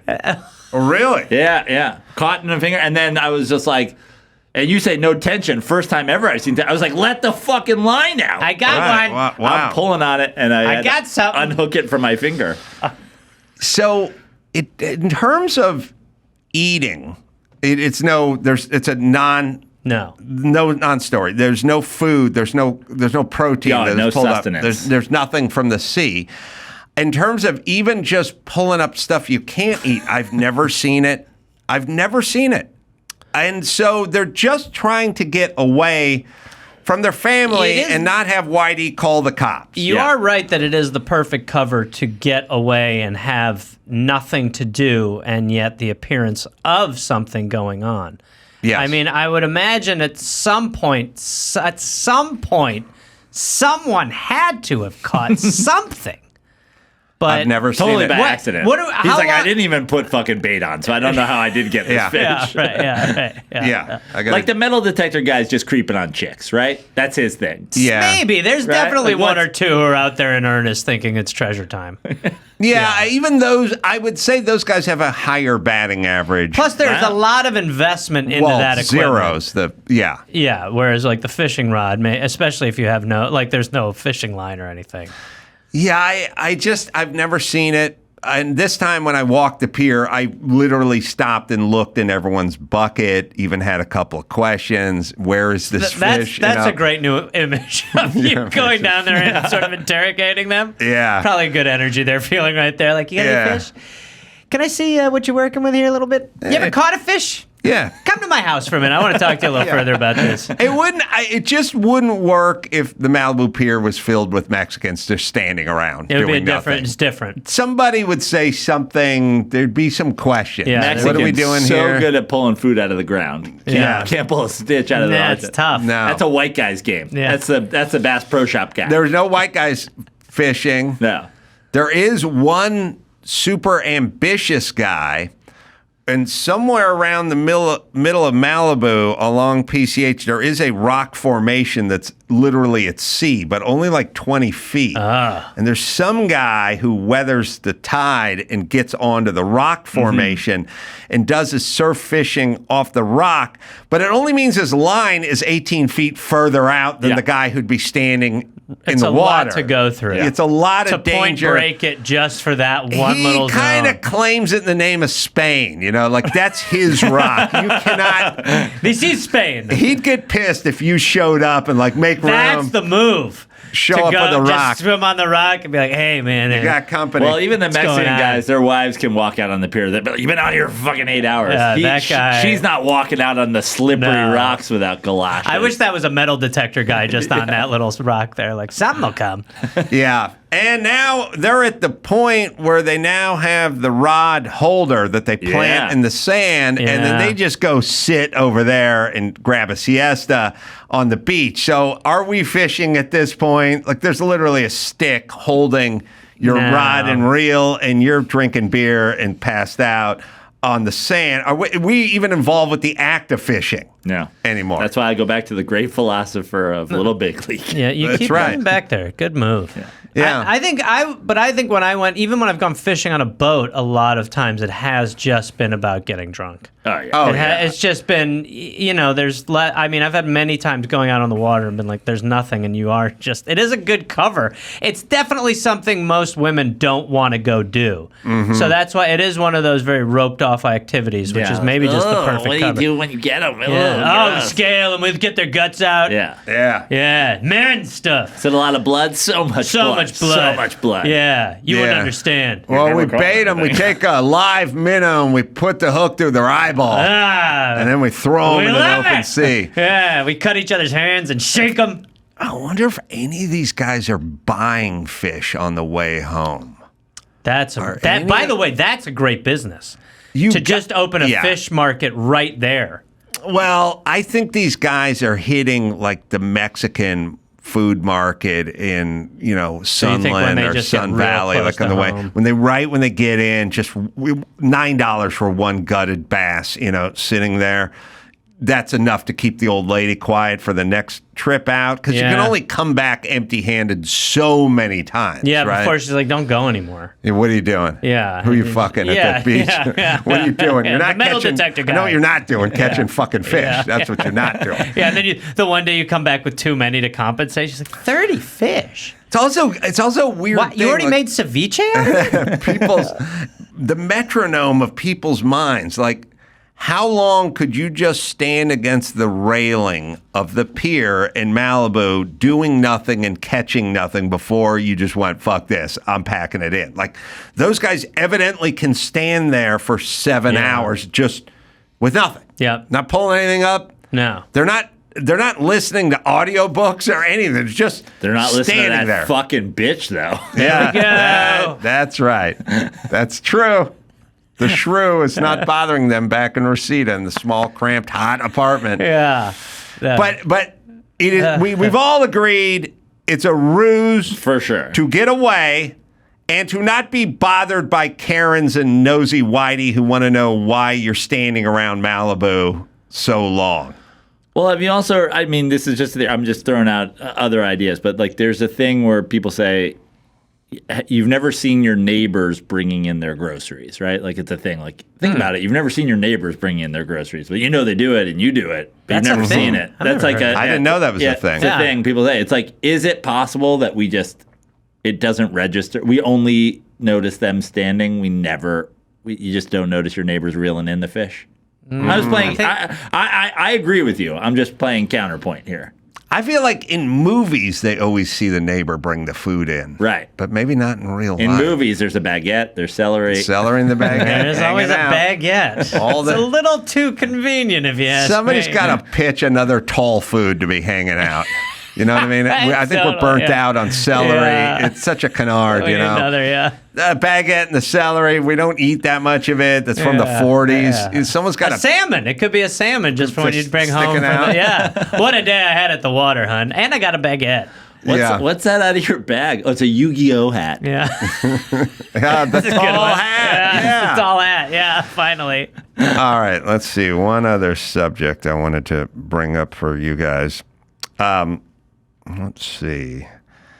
While you have a moment, we've talked about Gareth. We talked about your podcast, your new podcast with Jake. We're here to help. Do you still do the Dollop? Yeah, that's a still thing too. That's one of the great history podcasts. This is We're Here to Help. Podcasts. Famous actor Jake Johnson. Yeah, I was going to bring up the Dollop, but I don't think it's on my. It's down on the bottom. Oh, it's down at the bottom. I guess we're promoting the new one. We're promoting the new one. But the Dollop is a machine. Dollop just hit 10 years. Wow. Of crazy history. Yeah. Wow. Which seems impressive, but it's a podcast, so we picked ourselves up for 10 years, so it's not as impressive. But it is still, we're Journeyman. Journeyman. Maybe. Come on. I think 10 years is about the length of a carpenter before you can be called a Journeyman podcaster. Here. Yeah. What is the single craziest historical event that you guys have covered? Is there one thing that stands out exceptionally? There's so many trends that just catch fire over the years, and we've done almost 700 episodes, but there's one about this guy, like when the lobotomy starts, and people are like, "Oh, the lobotomy is a great way to make your agitated child docile," and it's really in vogue to like give lobotomies, and then there's this guy who really starts just being like a house calling lobotomy guy, and then his ego just goes crazy. And he eventually, because everyone's got lobotomy fever, he's doing live shows in front of like huge audiences of live lobotomies. What year are we talking about? This has got to be like, I would say 1800, probably like 1880, 1890 would be my guess, something like that. Could be more recent, but he's like, and then he starts to make money hand over fist. He starts wearing a cape. He has a cane, and he starts kind of like banging them out 9 at a time. Like, so he'll ice pick, and people are like, "Oh my God, he's so efficient!" And then eventually, no, it must be more recent because I was going to say, I think lobotomy would be newer than that. So maybe 40s, maybe, and then he starts driving to his gigs in something he calls the lobotomobile. Oh, and that's where he really. He's like Kevorkian. Yeah, but more like if everyone was like, Kevorkian. "Oh, this is awesome," instead of being like, "Hey, Jack, you weirdo, stop." Right. Yeah, but everyone was like, he had a suicide van. Kevorkian did. He did. Kevorkian. Yeah, I remember as a kid being very haunted by the image of Jack Kevorkian, and when you saw he just had a little weird van. Yeah, he's like a VW micro van. Yeah, with like a bunch of little like strange fluids. I don't know what year this is, but we got the lobotomy mobile or something. But yeah, and it was episode 11 of your podcast. It was all early. the way back. The lobotomy doctor. That to me has always stood out. And then in the first like 30 are insane. There's also Walter Freeman's his name. That's right. Yeah, Walter Freeman. I'm reading the screen, so I don't want to take credit. But this thing looks like it's from the 50s or 60s. Yeah, this must be like so people. And by the way, I don't know. Gareth's if I've ever done a seen lot of these. It was either 1800 or 1966. Well, what year did they invent the RV? 1880. Yeah, horse-drawn RVs back then. Yeah. No, I was just going by the Kennedys and getting Rose, the lobotomy. When it Rose Kennedy that they the daughter, she was touching herself, and they said, so I was sort of timing it in that era. Yeah, but they gave her one, and they were what like, year Byron was this guy in peak form? But the Winnebago, whatever, looked 57, 55, 50. That was kind of an early Which is crazy. one. I passed those on PCH, people dealing meth out of them. Yeah, right. Now, I wonder if it's bothering the surf fishermen's getting bothered by the meth heads. Hey, there's someone else who's doing nothing. Excuse me. And he's competing with you. You kid, this is my spot to do nothing. This is my spot to do nothing. This is my nothing spot. Yeah. What year is that individual? Because it's got to be right on the. Isn't the computer just have like that guy? I don't know how the computer works. I have a lot of requests, but they don't seem to come to fruition. But Walter Freeman was doing his lobotomies. In what years was he? Well, he was Walter Jackson Freeman II. Right? Was born in 1895 and lived till 1972. Mm-hmm. He looked pretty old in that picture. So I'm going to say medical practice. Let's get to the lobotomies. Yeah, I mean this. Here we go. The lobotomobile. Give me a year, guys. 1950 is when he broke with his longtime partner because his partner was in opposition to the lobotomy. By the way, so I'm gonna go 50s into the 60s. That's when you just ice pick her. The second she starts pushing back too much, you just cut that cortex. Yeah. 60s in the 60s, in the 50s, in the 60s, in the early 60s. Yeah, they tore it around. This could have been something your progressive mother was pro if it was off the beaten path of education. I think she may have self-lobotomized at an early age. Sure, she may have slipped in the tub and had a de facto lobotomy. At least that seemed to be her engagement. So I'm going to look into that. Yeah, you should. Yeah, trace that back a little bit. Who knows? Yeah, it could be a Dollop episode, the history of Adam's mom. Sure, yeah. Yeah, I had a super depressing conversation with Mike August on an airplane yesterday, which was the only kind. Yeah, my dad's selling his house so he can go into some sort of senior facility. Living thing. Yeah, and then he's like, "What happened to your mom had a house, right?" I said, "My mom had 2 houses." Oh, and then your mom died. Yeah. So she sold the one house in North Hollywood. Mm-hmm. And she's like, yeah. And now there's a second house. Yeah. Well, who's getting the house? Who gets the house? I'm like, well, stepdad gets the house. And he's like, and then your dad's house, who gets the stepmom will have that. And he's like, oh, you and your sister you got 3 houses, you get nothing? I'm like, yeah, that's their legacy. They're staying consistent. And then he goes, why wouldn't your mom work something out where, like, you got some of the proceeds from the house and I was like, well, that would mean she was interested in giving her kids stuff. You're completely missing my mom's point here. She did. She set it up so that the homeless man who came over to do the gardening. Right. You got to understand. He's leaving with my house and my door plane. I'm like, Mike, that's what your mom would do. Yeah. We're not talking about the same person here. My mom's a self-lobotomizer. All right, let's give Gareth, number one, Gareth a plug. Number one. Whoa! That's whoa, right. Whoa. Now wait, if he starts talking about something this old carpenter guy's going to do right now, that's going to be tough as fuck. We're here to help the pod wherever you find finer podcasts. Yeah. Corona, California, Dos Logos Amphitheater. I have no idea what this is. Improv Is where you're going? May We Laugh. That's coming up this Sunday? That's this Sunday. That's this Sunday. Oh, okay. Well, prepared to laugh.